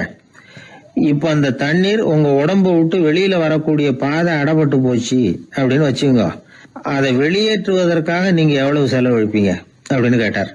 மன்னர் யோசனை பண்ணார். அப்படி ஒரு நிலைமை ஏற்பட்டு போச்சுன்னா என்னுடைய அரசாங்கம் பூராவையும் அதுக்கு ஈடா தர்றதுக்கு கூட தயங்க மாட்டேன்னார். இப்ப அந்த பெரியவர் சொன்னார், எந்த அரசாங்கத்தின் மதிப்பு ஒரு கோவள தண்ணீர் அளவுக்கு கூட இல்லையோ அந்த அரசாங்கத்தை அடையணுங்கிற பேராசையில மனிதர்கள் தங்களுடைய சகோதரர்கள் கூடவே சண்டை போட்டுக்கிறாங்களே, அதுல ஏதாவது அர்த்தம் இருக்குதா அப்படின்னாராம். மன்னருக்கு இப்பதான் அர்த்தம் புரிஞ்சுதான். மனசுல தெளிவு உண்டாச்சு. தன் மனசுக்குள்ள உண்டான வெறிய விரட்டி அடிச்சு விட்டார். அதுக்கப்புறம் நிம்மதியா ஆட்சி புரிஞ்சார். இப்படி ஒரு கதை. உயிருக்கு என்ன விலை கொஞ்சம் யோசனை பண்ணி பாருங்க. ஆனா அது இப்ப எவ்வளவு மலிவா போயிட்டுது, அதையும் யோசனை பண்ணி பாருங்களேன். ஆசை பேராசையா மாறுது, அப்புறம் அது வெறியா ஆகுது, அதுக்கப்புறம் பைத்தியம் பிடிக்குது. இந்த காலத்து மனிதர்களுக்கு 2 விதமான பைத்தியம் பிடிச்சிருக்கிறதாக ஒரு பெரியவர் சொல்றார். ஒன்னு பணம், இன்னொன்னு அதிகாரம். இதெல்லாம் எவ்வளவு காலத்துக்கு நீடிக்கும்? ஒரு சர்வாதிகார நாட்டுல 3 பேர் ஜெயில இருட்டு அறையில பேசிக்கிட்டு இருக்கிறாங்க. நீ எப்படி இந்த ஜெயிலுக்கு வந்த அப்படின்னு ஒருத்தர் கேட்டாராம்.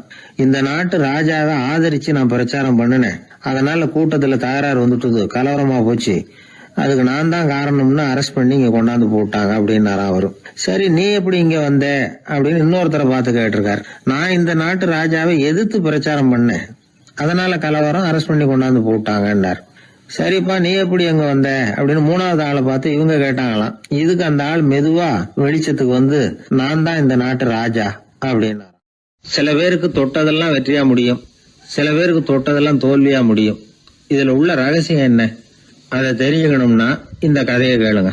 ஜப்பான்ல ஒரு பெரிய வீரர் இருந்தார். அவர் பேரு நொபுனாகா. அவர்கிட்ட இருந்த படை வீரர்கள் கொஞ்சம் பேர் தான். சிறிய படை பலத்தை வச்சுக்கிட்டு பெரிய பெரிய படைகளை எல்லாம் முறியடிச்சிருக்கிறார். அவர் அவ்வளவு சாமர்த்தியம் உள்ளவர். ஒரு தடவை எதிரி மீது படையெடுத்து போயிருக்கிறார். அப்போ அவருடைய படை வீரர்களுக்கும் தளபதிக்கும் ஒரு சந்தேகம் வந்துட்டுது. இந்த போர்ல நாம வெற்றி பெற முடியுமா அப்படிங்கிற சந்தேகம் இருந்தாலும் இதை எப்படி தலைவர்கிட்ட தெரிவிக்கிறது? ரொம்ப யோசனை பண்ணாங்க. கடைசியா கொஞ்சம் துணிச்சலை வரவழைச்சுக்கிட்டு மெதுவா கேட்டுட்டாங்க. அவர் பார்த்தார், சரி அதை நாம முடிவு செய்ய வேணாம், புத்த விகாரத்துக்கு போயிட்டு வருவோம், பூவா தலையா போட்டு பாத்துருவோம், என்ன வருதோ அது பிரகாரம் செயல்படுவோம், என்ன சொல்றீங்க? ஏன்னா போருக்கு செல்லும் பொழுது முழு மனசோட போகணும், ஊசலாட்டம் இருக்கக்கூடாது அப்படின்னார். தளபதியும் படை வீரர்களும் சரின்னு ஒத்துக்கிட்டாங்க. உடனே அவங்க எல்லாரும் அங்க பக்கத்துல இருந்த கோயிலுக்கு போனாங்களாம். தலைவர் உள்ள போனார். எல்லாரும் ஆவலோட வெளியில காத்துக்கிட்டு இருக்கிறாங்க. ரொம்ப நேரத்துக்கு அப்புறம் அவர் வெளியில வந்தார். தளபதி, துணை தளபதிகள் எல்லாரையும் கிட்டத்துல கூப்பிட்டார். அவங்க முன்னிலையில ஒரு தங்க காசை எடுத்தார். இத பாருங்க, இப்ப பூவா தலையா போட்டு பாத்துருவோம். பூ வந்தா தோத்துருவோம், தலை வந்தா ஜெயிச்சிருவோம். அதனால பூ விழுந்தா போர் வேணாம், அதை தவிர்த்துருவோம். தலை விழுந்ததுன்னா போருக்கு போவோம். விதி இப்போ நம்ம கையில தான் இருக்கு. இங்க என்ன தீர்ப்பு கிடைக்குதோ அது பிரகாரம் நடப்போம் அப்படின்னு சொல்லிவிட்டு தங்க காசு சுண்டி போட்டார். அது அப்படியே சுழன்று மேல போய் கணீர்னு தரையில வந்து விழுந்தது. எல்லாரும் ஆவலோடு அதை குனிஞ்சி பாக்குறாங்க. தலை விழுந்திருக்குது. ஒரே மகிழ்ச்சி, ஆரவாரம். அதுக்கப்புறம் அவங்களுக்கு சந்தேகம் வரவே இல்லை. அப்படியே உறுதியான ஒரு முடிவோட போருக்கு போனாங்க. வெற்றியோட திரும்பி வந்தாங்க. வெற்றி விழா நடக்குது. தளபதி பேசுறார், இந்த வெற்றியை காசுதான் முடிவு பண்ணிச்சு, அதனால விதியை வெல்ல யாரால முடியும் அப்படின்னார். சொல்லிவிட்டு உட்கார்ந்தார். அப்போ அந்த தலைவர் தன்கிட்ட இருந்த அந்த தங்க காசை எடுத்து ரகசியமா தளபதி கிட்ட கொடுத்தாராம். தளபதி அதை வாங்கி பாக்குறாரு. அந்த நாணயத்துல 2 பக்கமும் தலை தான் இருக்குது. இதுல இருந்து என்ன தெரியுதுன்னா, வெற்றியின் ரகசியம் என்னன்னா மன உறுதி தான். எதை செஞ்சாலும் மனக்குழப்பம் இருக்கக்கூடாது. எண்ணி துணிக கருமம், இது வள்ளுவர் வாக்கு.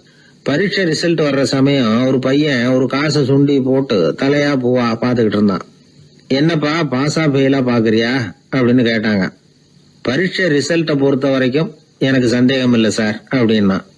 அப்புறம் எதுக்கு இது அப்படின்னு கேட்டாங்க.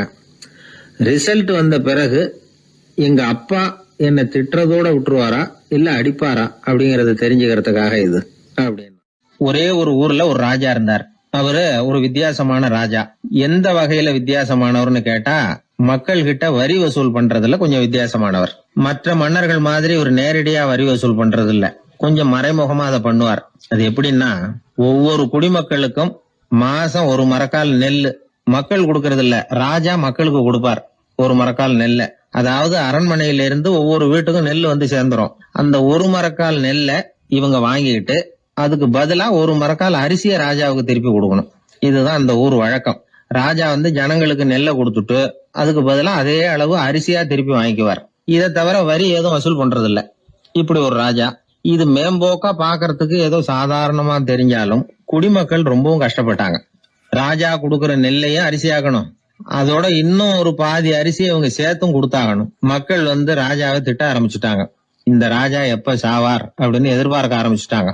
ஏன்னா ரொம்ப கஷ்டப்படுத்துறாரு அப்படின்னு. பல பேர் அந்த ஊர்ல வீட்டை காலி பண்ணிவிட்டு வெளி தேசத்துக்கு போயிட்டாங்க. இங்க காலம் தள்ளுறது ரொம்ப கஷ்டம்னு. மக்கள் எதிர்பார்த்தது மாதிரியே நடந்தது. அந்த மன்னன் நோய் வந்து படுத்த படுக்கை ஆயிட்டான். ராஜா இப்படி சாக கிடக்குறாருன்னு தெரிஞ்சும் மக்கள் யாருமே வந்து பாக்கல. எப்படி பாப்பாங்க? அவர் தான் எப்ப போவாருன்னு பாத்துக்கிட்டு இருக்கிறாங்களே.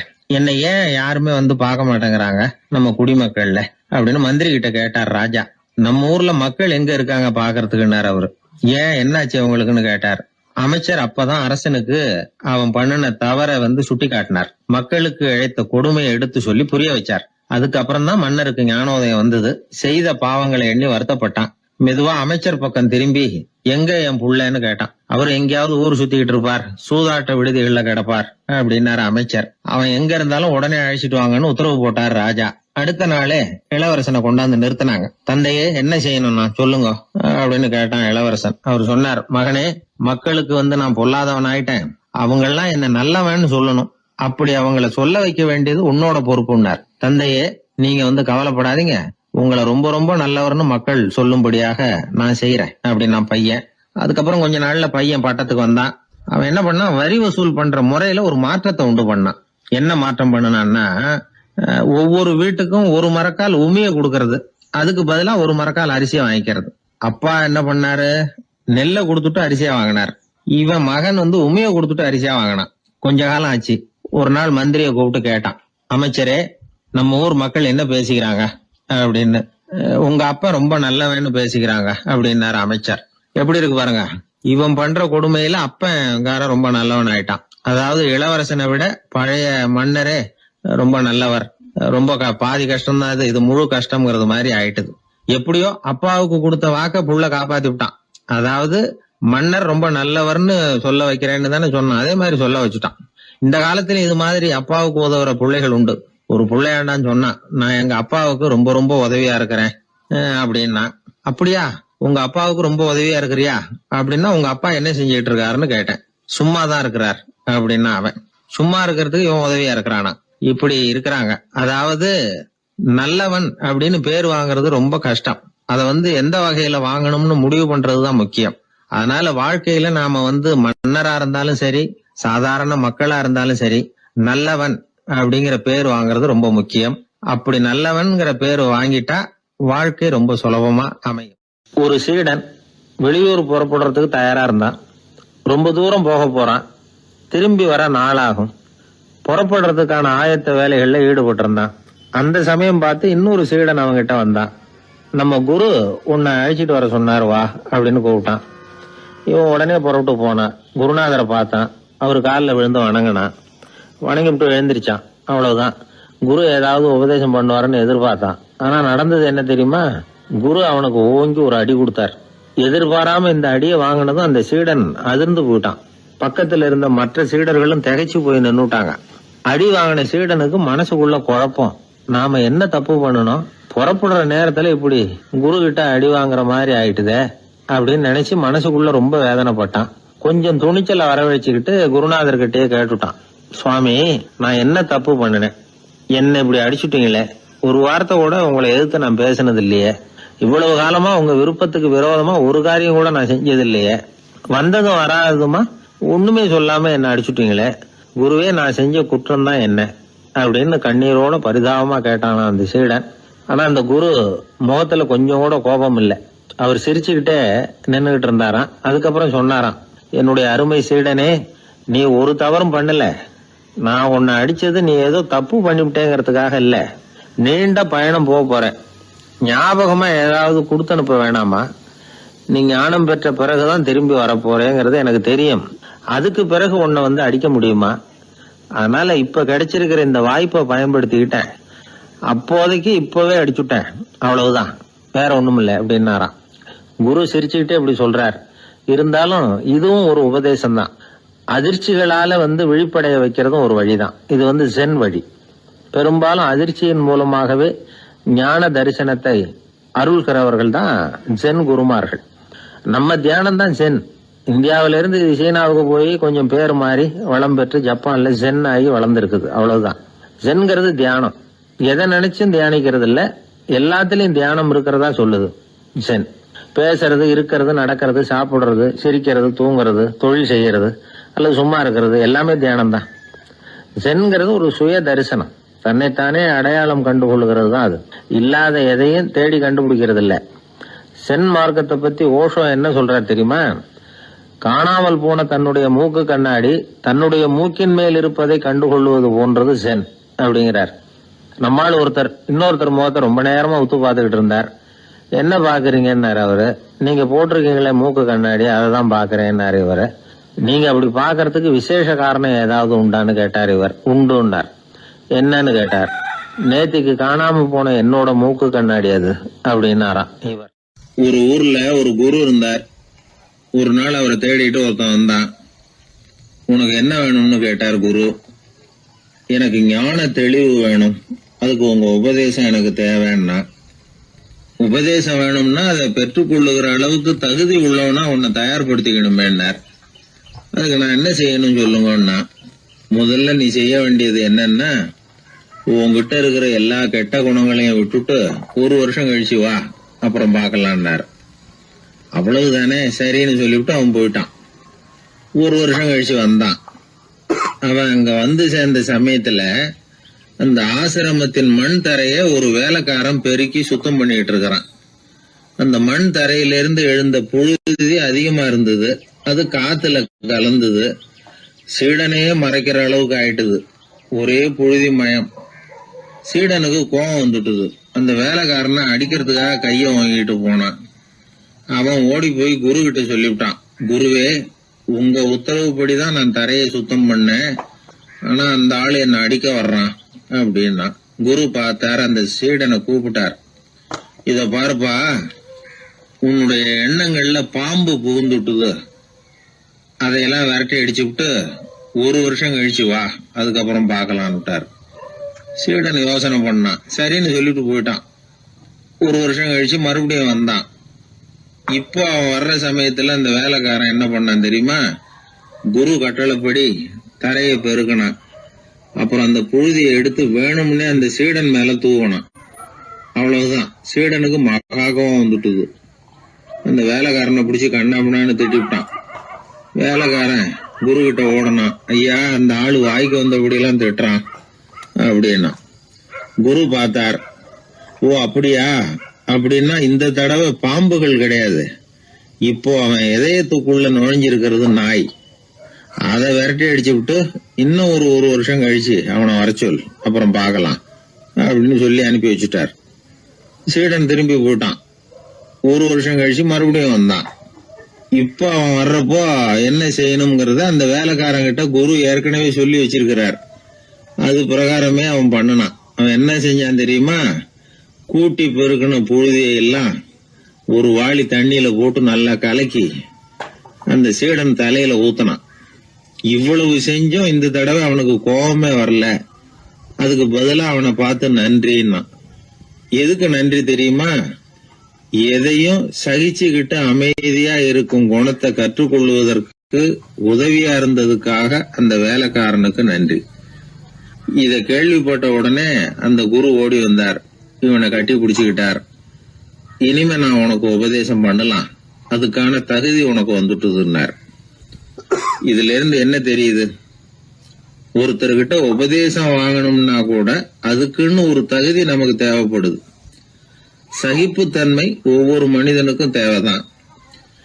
இந்த காலத்துல ஒரு குரு, அவரை தேடி ஒருத்தன் வந்தான். குரு அவனை நிமிர்ந்து பார்த்துட்டு சொன்னார், நீ முதல்ல சகிப்புத்தன்மைய வளர்த்துக்கிட்டு அதுக்கப்புறம் என்கிட்ட வாடினார்.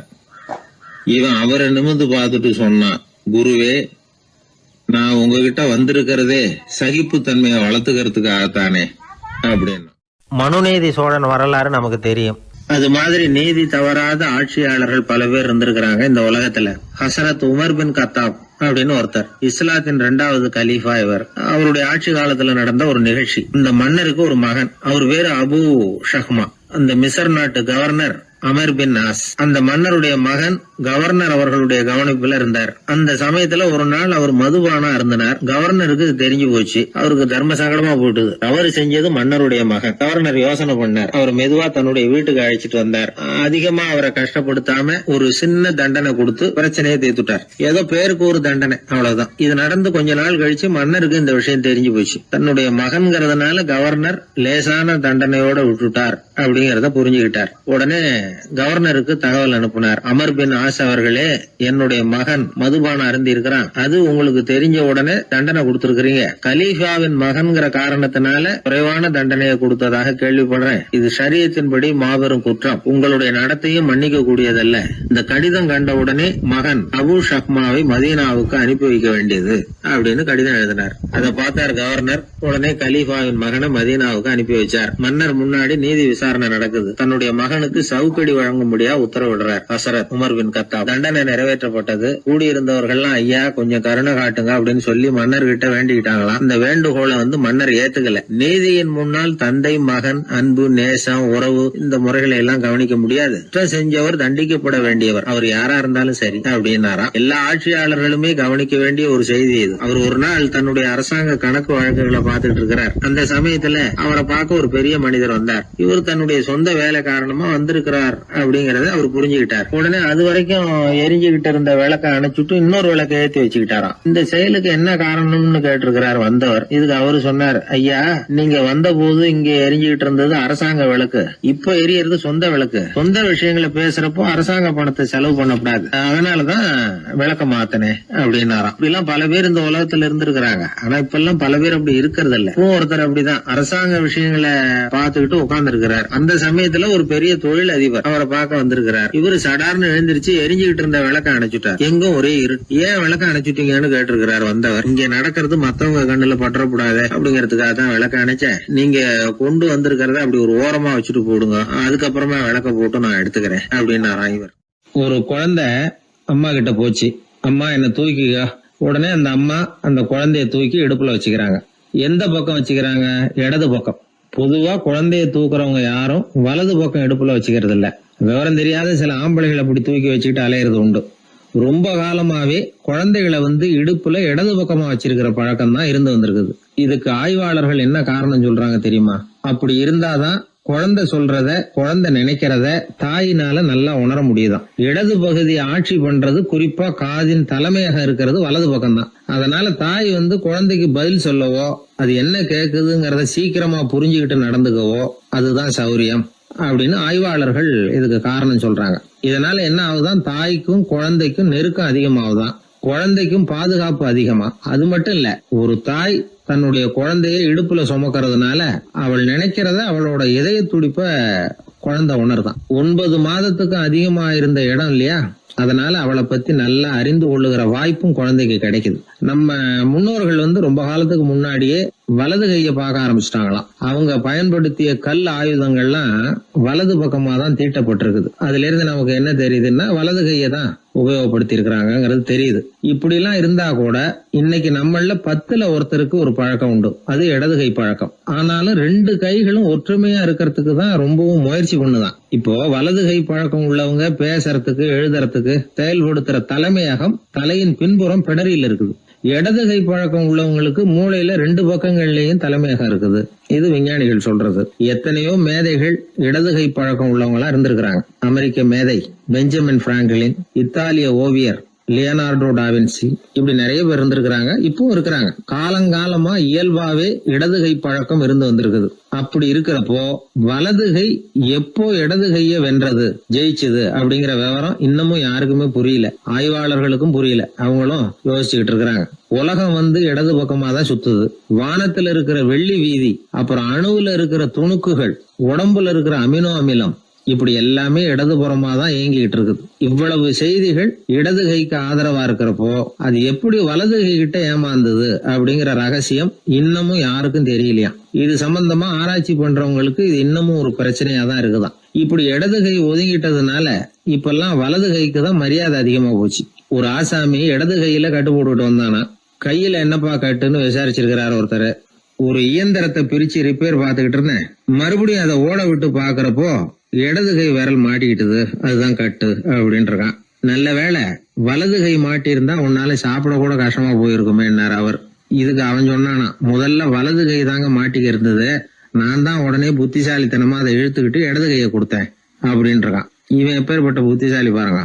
இந்த வலது கை இடது கைங்கிறத பத்தி அறிவியல் ஆராய்ச்சி ஒரு பக்கம் இருந்தாலும் கை சுத்தமா இருக்கணும், இது வாழ்க்கைக்கு முக்கியம். உண்மை, உழைப்பு, நேர்மை இதெல்லாம் இருந்தாதான் வாழ்க்கையில முன்னேற முடியும். அதனால இந்த இடது கை பழக்கம், வலது கை பழக்கம் எது எப்படி இருந்தாலும் அது ஒருத்தருடைய புத்திசாலித்தனத்தை பாதிக்கிறது இல்ல.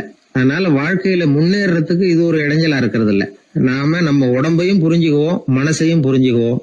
அப்படி புரிந்து கொண்டு வாழ்க்கையில முன்னேறுவோம். ஒரு இளைஞன், வசதியான குடும்பம், அவனுக்கு வாழ்க்கையில நிம்மதி இல்ல, வாழவே பிடிக்கல, எல்லாம் வெறுத்து போச்சு. என்ன பண்ணலாம்னு யோசனை பண்ணான். ஒரு குருவை தேடிட்டு போனான். அவர்கிட்ட தான் வந்த விவரத்தை சொல்லி ஏதாவது வழி சொல்லுங்க சுவாமின்னு கேட்டான். அவரு பார்த்தார். சரி, அதுக்கு முன்னாடி உன்னை பத்தி கொஞ்சம் சொல்லு, எவ்வளவு படிச்சிருக்கிற, என்ன தெரியும் உனக்கு அப்படின்னு கேட்டார். சுவாமி, நான் ஒழுங்கா படிக்கல, எதுவும் தெரியாது, ஆனா ஒண்ணு, கொஞ்சம் சதுரங்கம் ஆட தெரியும் எனக்கு, அவ்வளவுதான். குரு கொஞ்சம் யோசனை பண்ணார். பக்கத்துல இருந்த ஒரு சீடனை கூப்பிட்டார். அவங்கிட்ட ஒரு பேரை சொல்லி, நீ உடனே போய் அந்த பிக்ஷுவை இங்க கூப்பிட்டுட்டு வா அப்படின்னார். வரும்பொழுது ஒரு சதுரங்க பலகையும் அதுல விளையாடுறதுக்கான காய்களையும் எடுத்துட்டு வா, அப்படியே நம்ம சீடர்கள் எல்லாரையும் இங்க வர சொல்லு அப்படின்னு சொன்னார். கொஞ்ச நேரத்துல எல்லாரும் வந்து சேர்ந்தாங்க. சதுரங்க பலகையை கொண்டாந்து வச்சாங்க. அந்த பிட்சுவும் வந்து சேர்ந்தார். குரு முன்னாடி அடக்கமா நின்னார். குரு அவரை கிட்டத்துல கூப்பிட்டு கொஞ்ச நேரம் சதுரங்கம் ஆடணும்னார். அந்த பிட்சுவுக்கு சதுரங்கம்னா என்னன்னு தெரியாது. இருந்தாலும் மறுப்பு எதுவும் சொல்லல. குரு சொன்னார், பிட்சுவே, நீர் என்னுடைய சீடர், என்னுடைய பேச்ச மறுக்காதவர். உம்முடைய அடக்கத்தையும் பணிவையும் நான் அறிவேன். எனக்காக உயிரையும் கொடுக்கறதாக சொல்லியிருக்கிறீங்க.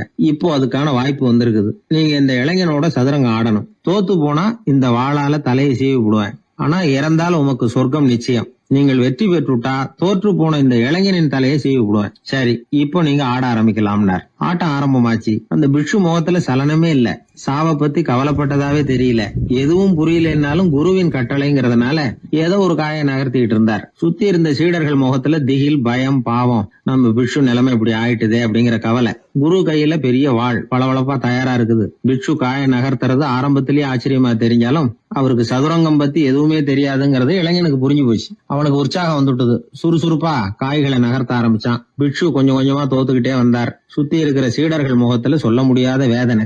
இளைஞன் முகத்துல மகிழ்ச்சி. நிமிர்ந்து பார்த்தான் எதிரில இருந்த பிட்சுவை. அவர் முகத்தை பார்த்ததும் இவனுக்கு ரொம்ப பாவமா இருந்தது. அந்த முகத்துலதான் எவ்வளவு சாந்தம், எவ்வளவு இனிமை, அவர் கண்கள்ல எவ்வளவு கருணை. இவர் சாகத்தான் வேணுமா? இளைஞன் யோசிக்க ஆரம்பிச்சான். நாம இறந்து போனா யாருக்கும் எந்த இழப்பும் இல்ல. வீணாகி போன தன்னுடைய வாழ்வும் சாவும் யாரையும் பாதிக்க போறதில்ல. ஆனா துறவியும் ஞானியுமான கருணை மிக்க இந்த பிட்சு இறந்தா அது எவ்வளவு பெரிய இழப்பு. அதுக்கு நாம காரணமா இருக்கிறதா அப்படின்னு நினைச்சு பார்த்தான் அந்த இளைஞன். உடனே கண்ணாமண்ணான்னு விளையாட ஆரம்பிச்சுட்டான். அதாவது தான் தோத்து போகணுங்கிறதுக்காகவே. ஆட்டத்தை கூர்ந்து கவனிச்சுக்கிட்டு இருந்த குரு திடீர்னு சதுரங்க பலகையை கழுத்து தள்ளினார். காய்கள்லாம் செதறி போட்டுது. எல்லாரும் திகைச்சு போட்டாங்க. யாருக்கும் வெற்றி தோல்வி இல்லைன்னு அறிவிக்கிறேன் குரு. தம்பி, உன்னுடைய மன ஒருமைப்பாட்டை கவனிச்சேன். முழுமையா ஆட்டத்துல மூழ்கி போனதையும் பார்த்தேன். கடைசியில உயிர் தியாகம் பண்ண முடிவெடுத்து தாறுமாறா ஆட ஆரம்பிச்சதையும் கவனிச்சேன். வாழ்க்கை என்னங்கிறதும் எந்த வாழ்க்கை பயனுள்ள வாழ்க்கைங்கிறதும் உனக்கு புரிஞ்சுட்டுது.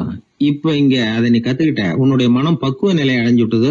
தியாகம் உன்னுடைய இதயத்துல குடி வந்துட்டுது. அது எங்க இருந்தாலும் நல்லதுதான். உனக்குள்ள இருந்துதான் அந்த தியாகம் வந்திருக்கு. அதை நீ அடையாளம் கண்டுபிடிச்சுக்கிட்ட. நீ இனிமே கொஞ்ச காலம் இங்கேயே இருந்துட்டு போகலாம். உன்னுடைய வாழ்வு பயனுள்ள வாழ்வா மாறும் அப்படின்னு சொல்லி அந்த குரு ஆசீர்வாதம் பண்ணார். இந்த காலத்திலயும் ஒருத்தர் அது மாதிரி தன்னுடைய வாழ்க்கையை பயனுள்ளதாக ஆக்கிக்கணும்னு ஆசைப்பட்டார். உடனே சதுரங்கம் ஆட ஆரம்பிச்சார். அப்புறம் சீட்டாட ஆரம்பிச்சார். கொஞ்ச நாள் கழிச்சு அவரை பார்த்த நண்பர் ஒருத்தர் கேட்டார், என்னங்க சீட்டாட ஆரம்பிச்ச பிறகு வாழ்க்கை பயனுள்ளதா ஆச்சா அப்படின்னு கேட்டார். ஆச்சுன்னார் அவர். யாருக்கு, உங்களுக்கான்னு கேட்டார். இல்லைங்க, நான் யாரோட ஆடுனோ அவருக்கு வாழ்க்கை பயனுள்ளதா ஆச்சு அப்படின்னு ஒரு விளக்கம் கொடுத்தாராம். அதனால வாழ்க்கைங்கிறது ரொம்ப நுட்பமான ஒன்று. அந்த நுட்பமான வாழ்க்கையை புரிஞ்சுக்கிட்டு அதுக்கப்புறம் அதை பயனுள்ளதாக மாற்றிக்கொள்ள வேண்டியது மனிதர்களுடைய கடமை. விளையாடுறது வழக்கம். மரத்துக்கு அந்த பையன் பேரில் ஒரு பாசம் உண்டாக ஆரம்பிச்சுட்டுது. பையன் அந்த மரத்தில் உள்ள பூக்களை பறிக்கணும், பழங்களை பறிக்கணும்னு ஆசைப்பட்டான். அதுக்காகவே அந்த மரம் தன்னோட கிளைகளை வளைச்சி அவனுக்கு எட்டுற அளவுக்கு தலையை சாய்ச்சி கொடுக்குது.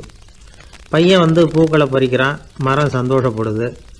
மரம் அன்பின் அடையாளம். அதனால் அது கொடுக்கறதுல சந்தோஷப்படுது. மனிதன் ஆணவத்தின் அடையாளம். அதனால் இவன் பறிக்கிறதுல சந்தோஷப்படுறான். பையன் வளர்ந்தான். அந்த மரத்தின் மடியிலேயே படுத்து தூங்கினான். பூக்களை பறித்து மலர் கிரீடம் பண்ணி தலையில் சூடிக்கிட்டான். பழங்களை பறித்தான், சாப்பிட்டான். அதை பார்த்து அந்த மரம் சந்தோஷப்பட்டுது. கொஞ்ச நாளாச்சு.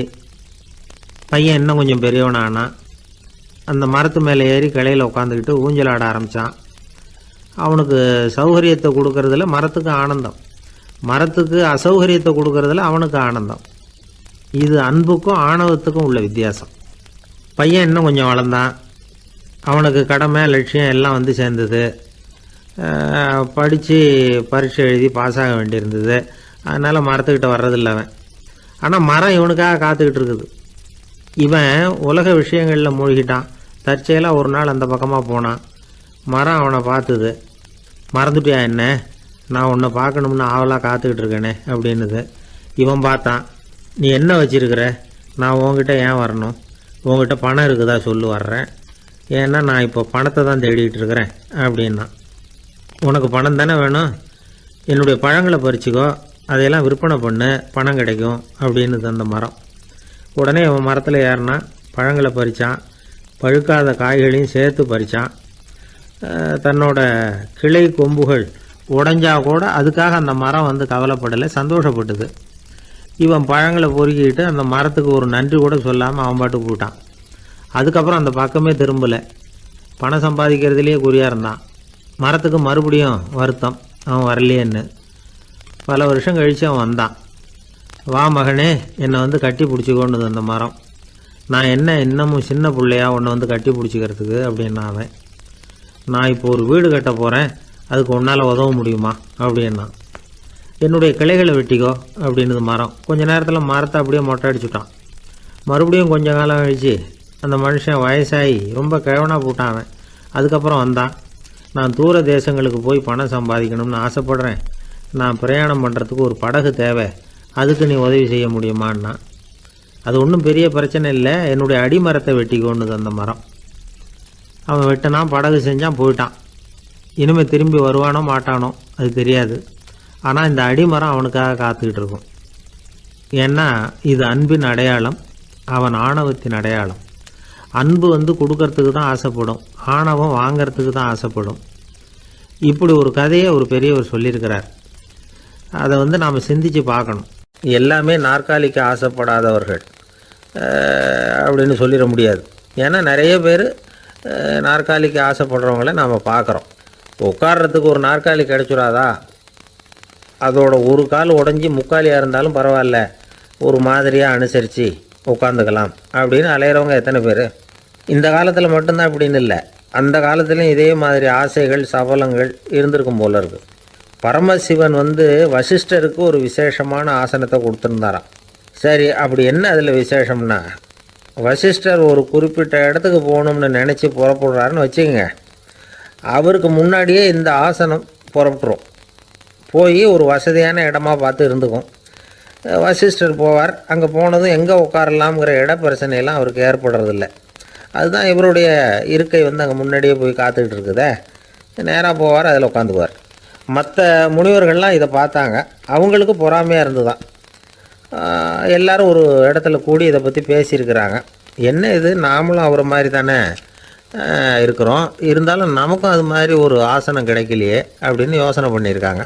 சரி, நேராக பரமசிவன்கிட்டே போவோம், இதை பற்றி கேட்போம் அப்படின்னு நினச்சிக்கிட்டு போனாங்களாம். பரமசிவனை பார்த்துருக்குறாங்க. ஐயா, நாங்களும் முனிவர்கள் தானே, வசிஷ்டர் பண்ணுறது மாதிரி நாங்களும் உங்களை குறித்து கடும் தவம் பண்ணிக்கிட்டு தானே இருக்கிறோம். அப்படி இருக்கும்பொழுது அவருக்கு மட்டும் ஏன் இந்த விசேஷ சலுகை அப்படின்னு கேட்டிருக்காங்க. அதுக்கு பரமசிவன் சொன்னாராம், முனிவர்களே, உங்கள் கேள்விக்கு நான் பதில் சொல்கிறேன், ஆனால் அதுக்கு முன்னாடி நீங்கள் ஒரு காரியம் பண்ணணும்னாராம். என்ன செய்யணும் சொல்லுங்கன்றிருக்காங்க. நீங்கள் ஒவ்வொருத்தரும் தனித்தனியாக போய் உங்களை விட உயர்ந்த ஒருத்தரை தேடி கண்டுபிடிச்சி அவருக்கு அதிதி பூஜை பண்ணி அவரை ஒரு மண்டலத்துக்குள்ளே என்கிட்ட அழைச்சிட்டு வந்துருங்க அப்படின்னாராம். சரின்னு எல்லாரும் புறப்பட்டுருக்காங்க. அவங்க போனதுக்கப்புறம் நந்தி தேவனை அழைச்சி வசிஷ்டரை கூப்பிட்டுக்கிட்டு வர சொன்னாராம். அவர் வந்தார், வணங்கினார். வசிஷ்டரே, இன்னையிலேருந்து ஒரு மண்டலத்துக்குள்ளே உங்களை விட தாழ்ந்தவர் ஒருத்தரை தேடி கண்டுபிடிச்சி அவருக்கு அதிதி பூஜை பண்ணி அவரை என்கிட்ட கூப்பிட்டுட்டு வாங்கன்னு விட்டார். சரின்னு இவரும் புறப்பட்டு போயிட்டார். கொஞ்ச நாள் ஆச்சு. முனிவர்கள்லாம் திரும்பி வந்தாங்க. பரமசிவன் முன்னாடி வந்து நின்னாங்க. ஐயா, எவ்வளவோ தேடி பார்த்துட்டோம், எங்களை விட உயர்ந்தவர்கள் யாருமே கிடைக்கல அப்படின்னாங்களாம். வசிஷ்டரும் வந்து சேர்ந்தார். ஐயா, எவ்வளவோ தேடி பார்த்தேன், என்னை விட தாழ்ந்தவர் யாருமே கிடைக்கல அப்படின்னாராம். அவரே தொடர்ந்து சொன்னார், என்னுடைய மனைவி எனக்கு அடங்கினவ தானே, அவளுக்காவது அதிதி பூஜை பண்ணி அழைச்சிட்டு வந்துடலாமான்னு யோசித்து பார்த்தேன். என்னோட மனசு அதுக்கும் இடம் கொடுக்கல. ஏன்னா அவளோட பதிவிரதத்துக்கு முன்னாடி நாம் ஏமாத்திரம் அப்படின்னு யோசித்து பார்த்தேன். அதனால் அந்த எண்ணத்தையும் கைவிட்டுவிட்டேன் அப்படின்னு ரொம்ப வருத்தத்தோடு சொன்னாராம். இதை கேட்ட உடனே மற்ற முனிவர்களுக்கு வெக்கமாக போச்சு. இந்த உலகத்தில் நம்மளை விட மேலானவங்க யாருமே இல்லைன்னு நாம் நினச்சோம். வசிஷ்டரோ தன்னை விட தாழ்வானவங்க யாருமே இல்லைன்னு நினைக்கிறார். பரமசிவன் ஏன் அந்த ஆசனத்தை அவருக்கு மட்டும் கொடுத்தார் அப்படிங்கிற கேள்விக்கான பதில் அவங்களுக்கு கிடச்சிட்டு தான். இந்த காலத்தில் நாம் எப்படி நினைக்கிறோம்னா, எல்லாரும் நம்மளை விட மட்டமானவங்கன்னு நினைக்கிறோம். அதனால் நாம் மட்டும் நாற்காலியில் உட்காந்தா போதும் அப்படின்னு நினைக்கிறோம். ஏமாந்து போனவங்க சந்தர்ப்பம் பார்த்து காலை வாரி விட்டுடுறாங்க, கீழே விழுந்து காலை உடச்சிக்கிறோம். அதுதான் இன்றைக்கி நடக்கிறது. ஒரு அம்மா தன்னோட வீட்டுக்காரரை ஒரு மனோதத்துவ டாக்டர்கிட்ட அழைச்சிட்டு போனாங்களாம். என்ன ப்ராப்ளம்னு கேட்டிருக்கார் டாக்டர். எங்கள் வீட்டுக்காரர் அடிக்கடி நாற்காலியில் உட்காந்து காலை உடச்சிக்கிறார் அப்படின்னாங்களாம். அப்படின்னா அந்த நாற்காலியில் தான் ஏதோ கோளாறு அப்படின்னாரான் டாக்டர். அப்படி இருக்க முடியாது டாக்டர் அப்படின்னாங்களாம் அந்த அம்மா. அது எப்படி அவ்வளோ உறுதியாக சொல்கிறீங்கன்னு கேட்டிருக்கார் அந்த டாக்டர். எங்கள் வீட்டில் நாற்காலியே கிடையாது டாக்டர், இவர் இருக்கிறதா நினச்சிக்கிட்டு உட்கார்றார், அதுதான் ப்ராப்ளம். ஒரே ஒரு ஊரில் ஒரு ராஜா இருந்தார், ரொம்ப நல்லவர். ஒரு நாள் அரண்மனையில் விசாரணை நடந்துக்கிட்டு இருக்குது.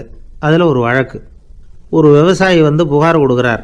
என்ன புகார்னா, அவர் வயலில் ஆடுகள் வந்து மேய்ஞ்சி பயிரை அழிச்சுட்டுது.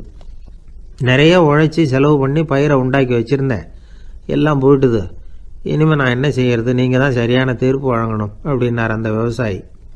அந்த ஆடுகளுக்கு சொந்தக்காரர் யாருன்னு கண்டுபிடிச்சி அரண்மனைக்கு அழைச்சிட்டு வாங்கன்னு உத்தரவு போட்டார் ராஜா.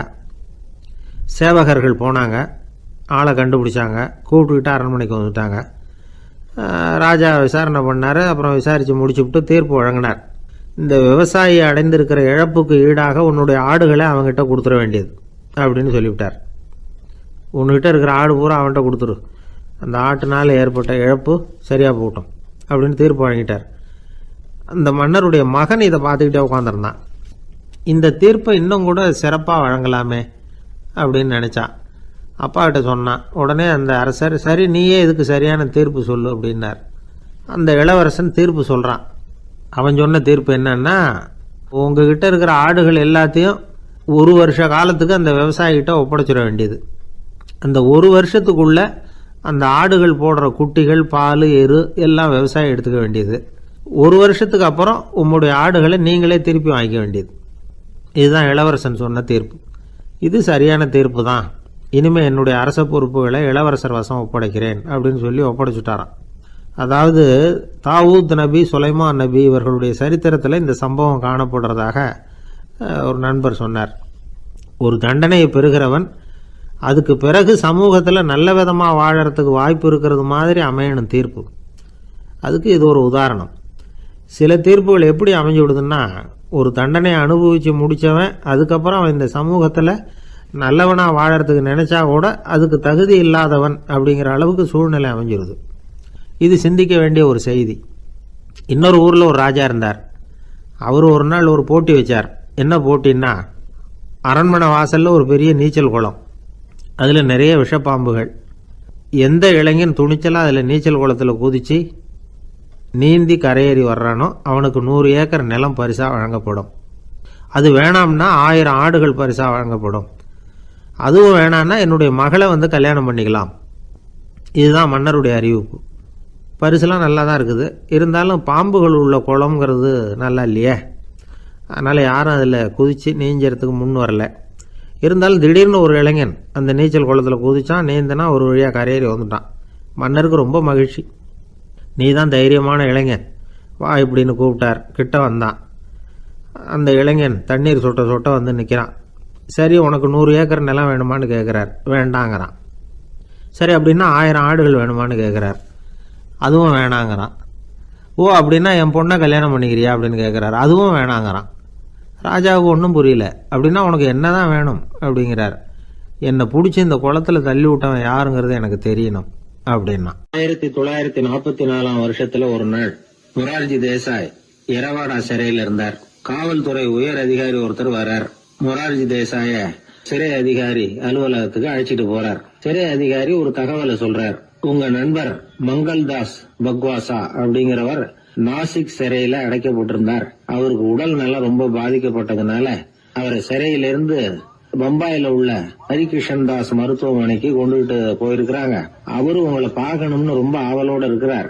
அதனால நீங்க வந்து பரோல்ல போய் பாத்துட்டு வாங்களே அப்படின்னார். நிபந்தனையோட போய் பாத்துட்டு வரலாம்னார். தியாக செம்மல்கள் பரோல்ல செல்றது இல்ல அப்படிங்கிற உறுதியோட தான் சிறைச்சாலைக்கே வருவாங்க. இப்படி இருக்கிறப்போ மொரார்ஜி மட்டும் பரோல்ல போயிட்டு வர்றதுக்கு எப்படி சம்மதிப்பார்? உயிர் நண்பரின் உயிர் ஆடுது அப்படிங்கறத கேட்டதும் உடனே போய் பார்க்கணும்னு ஆவல் தான்.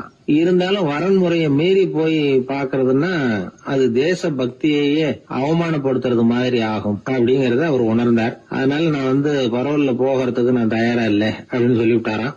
நண்பருடைய கடைசி ஆசைய நிறைவேற்றுறது உங்க கடமை இல்லையா அப்படின்னு கேட்டிருக்காரு சிறை அதிகாரி. கடமை தான், அதே சமயம் என்னுடைய கடமையை காப்பாத்துறதும் முக்கியமாச்சே அப்படின்னாரா இவர். அதுக்கப்புறம் அந்த அதிகாரி நிபந்தனை இல்லாமலே மொரார்ஜியை வந்து வெளியில அனுப்புறதுக்கு சம்மதிச்சாராம். அப்படி இருந்தும் மத்த நண்பர்களை கலந்துகிட்டு தான் மொரார்ஜி வெளியில புறப்பட்டாராம். பம்பாய்க்கு போனார். படுக்கையில நண்பரை சந்திச்சார். அவர் ரொம்ப மோசமான நிலைமையில இருந்தார். உடல்நிலை கவலைக்கிடம்னு தான் டாக்டர்களும் சொன்னாங்க. மங்கள்தாஸ், இனி எனக்கு வாழ்க்கையில என்ன இருக்கு, நான் இறந்து விடுறதே மேலுன்னாராம். மொரார்ஜிக்கு ரொம்ப வருத்தமா போச்சு. மங்கள்தாஸ் இல்லத்துல இருந்த சமயத்துலதான் மொரார்ஜிய கைது பண்ணாங்களாம். அந்த அதிர்ச்சி தான் மங்கள்தாஸ ரொம்ப பாதிச்சிருக்கு அப்படிங்கறத அவர் புரிஞ்சுக்கிட்டார். இத பாருங்க, விடுதலை போராட்டத்துல ஈடுபடுறவங்களை கைது பண்றதும் சிறையில அடைக்கிறதும் சகஜம் தானே. அன்னைக்கு உங்க வீட்டுல இருந்தப்போ நான் கைது செய்யப்படலைன்னாலும் இன்னொரு இடத்துல நான் கைது செய்யப்பட்டுதான் இருப்பேன். அதனால அதை பத்தி நீங்க ஏன் வேதனைப்படணும்? நீங்க தைரியமா உறுதியா இருக்கணும். அது மட்டும் இல்ல, அது வரைக்கும் மருந்தே சாப்பிடாம இருந்த மங்கள்தாஸ மருந்து சாப்பிட வச்சாராம். 2 நாள் அவர் பக்கத்திலே இருந்தார். அதுக்கப்புறம் பெரிய டாக்டரை பார்த்து மங்கள்தாஸ் உடல் நல சம்பந்தமா விசாரிச்சார். இப்ப பரவாயில்ல, தேறி இருக்கிறார். எப்படி இருந்தாலும் இன்னும் ஒரு 6 மாசம் தான் அவர் உயிரோட இருப்பார் அப்படின்னு சொல்லிவிட்டாரு டாக்டர். ஆனா அதுக்கப்புறம் நடந்தது என்ன தெரியுமா? மங்கள்தாஸ் அதுக்கப்புறம் 25 வருஷம் சௌக்கியமா இருந்தாராம். இவர் 6 மாசம் தான் இருப்பாருன்னு சொன்ன அந்த டாக்டர் 6 மாசத்துல ஒரு எதிர்பாராத விபத்துல சிக்கி இறந்து போனாராம். 6 மாசம்னு டாக்டர் போட்ட கணக்கு சரிதான், ஆனா இடம் தான் மாறி போச்சு. ஒரு திருடன் ஒரு வீட்டுல போய் திருடணும்னு திட்டம் போட்டான். இருட்டுனதும் போய் திருடணும். ஆனா ராத்திரி ஆனா வாசல் கதவை சாத்தி உள்பக்கம் தாழ்பால் போட்டுருவாங்களே, என்ன பண்றது, எப்படி வீட்டுக்குள்ள போறது? இவன் யோசனை பண்ண ஒரு முடிவுக்கு வந்தான். சரி, பகல் நேரத்திலேயே யாருக்கும் தெரியாம அந்த வீட்டுக்குள்ள நுழைஞ்சிருவோம். அங்க போய் எங்கேயாவது ஒளிஞ்சுக்குவோம். இருட்டுற வரைக்கும் பேசாம இருப்போம். ராத்திரி எல்லாரும் தூங்கினதுக்கு அப்புறம் நைஸா போய் பீரோவை திறந்து இருக்கிறது பூரா எடுத்துக்கிட்டு ஓடியாந்துடலாம் அப்படின்னு திட்டம் போட்டான். அதே மாதிரி ஒரு நாள் மத்தியானத்துக்கு மேல அந்த வீட்டுக்காரன் எங்கேயோ வெளியில புறப்பட்டு போனான். வீட்டுக்கார அம்மா அடுப்பங்கரையில என்னவோ சமைச்சுக்கிட்டு இருந்தாங்க. திருடன் பார்த்தான். இதுதான் சமயம்னு அந்த வீட்டுக்குள்ள மெதுவா நுழைஞ்சிட்டான். எங்க ஒளியலாம்னு பார்த்தா வலது பக்கம் ஒரு ரூம் இருந்தது. அங்க போனான். அங்க ஒரு படுக்கை அறை, அங்க ஒரு பெரிய கட்டில் இருந்தது. அதுக்கு அடியில போய் பதுங்கிட்டான். இருட்டுனது நம்ம வேலையை ஆரம்பிக்கலாம், அது வரைக்கும் பொறுமையா இருக்கணும் அப்படின்னு சொல்லி பேசாம வாயை மூடிட்டு கம்முன்னு இருக்கிறான். ரொம்ப நேரம் கழிச்சு வெளியில போயிருந்த வீட்டுக்காரன் திரும்பி வந்தான். சாப்பிட்டான். லைட்டை நிறுத்தி விட்டு படுத்துட்டான். அந்த அம்மாவும் வேலையெல்லாம் முடிச்சிட்டு வந்து படுத்துட்டாங்க. நடு ராத்திரி, விடி விளக்கு லேசா எரிஞ்சுகிட்டு இருக்கு. வீட்டுக்காரன் லேசா கண்ணை முழிச்சான். கட்லுக்கு நேரா எதிரில ஒரு கண்ணாடி. அதுல பாக்குறான், கட்லுக்கு கீழே ஒரு திருடன் ஒளிஞ்சு இருக்கிறது தெரிஞ்சு போச்சு. உடனே அவன் திருடன் திருடன்னு சத்தம் போடல, யோசனை பண்ணான். மேஜையில இருக்கிற கத்தி எடுத்து கையில வச்சுக்குவோமா அப்படின்னு யோசனை பண்ணான். இந்த சந்தர்ப்பத்துல கத்திய உபயோகப்படுத்துறத விட புத்திய உபயோகப்படுத்துறது தான் சாமர்த்தியம் அப்படின்னு நினைச்சான். உடனே அது பிரகாரம் செயல்பட ஆரம்பிச்சுட்டான். என்ன பண்ணான் தெரியுமா?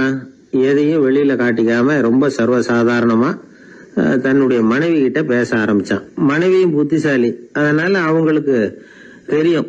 அவங்களும் வீட்டுக்காரர் கேட்ட கேள்விக்கு பொருத்தமா பதில் சொல்ல ஆரம்பிச்சாங்க. இவன் கேட்டான், இந்த பாரு, நமக்கு குழந்தை பிறந்தா அதுக்கு கிருஷ்ணமூர்த்தின்னு தான் பேர் வைக்கணும் அப்படின்னா. அதெல்லாம் முடியாது. ஆம்பளை பிள்ளையா இருந்தா ஏகாம்பரம், பொம்பளை பிள்ளையா இருந்தா பங்கஜவல்லி, இதுதான் அவங்க மாமனார் மாமியார் பேர், அதான் வைக்கணும் அப்படின்னாங்க அந்த அம்மா. அதெல்லாம் முடியாது, நான் முடிவு பண்ணிவிட்டேன் கிருஷ்ணமூர்த்தின்னு கத்தனா அவன். இல்ல ஏகாம்பரம் பங்கஜவல்லின்றது இந்த அம்மா. வாதம் முத்தி போச்சு. கிருஷ்ணமூர்த்தி கிருஷ்ணமூர்த்தி கிருஷ்ணமூர்த்தின்னா அவன். ஏகாம்பரம் பங்கஜவல்லி ஏகாம்பரம் பங்கஜவல்லின்னு இவங்க கத்துறாங்க. ஒரே சத்தமா போச்சு.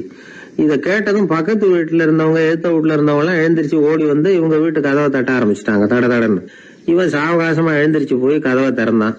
என்னங்க, இந்த ராத்திரி வேலையில எங்களை எல்லாம் ஏன் கூப்பிட்டீங்க, யாருக்கு என்னாச்சு அப்படின்னு கேட்டாங்க. கேட்டது யாருன்னா பக்கத்து வீட்டு கிருஷ்ணமூர்த்தி, எழுத்த வீட்டு ஏகாம்பரம் பங்கஜவல்லி எல்லாரும்.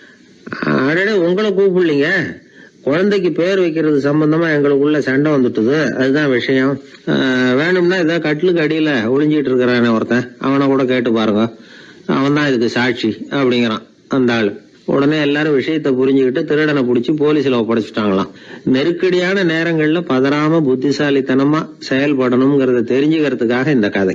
புத்திசாலித்தனமா செயல்படுற ஒரு குடும்ப தலைவி இருக்காங்க. அவங்க என்ன செய்வாங்க தெரியுமா? எல்லாரும் ராத்திரி ஆனா வீட்டை உள்பக்கமா போட்டு விட்டு தானே படுப்பாங்க. ஆனா அந்த அம்மா என்ன பண்ணுவாங்கன்னா, வீட்டை வெளிப்பக்கமா ஒரு பூட்டு போட்டு பூட்டி விடுவாங்க.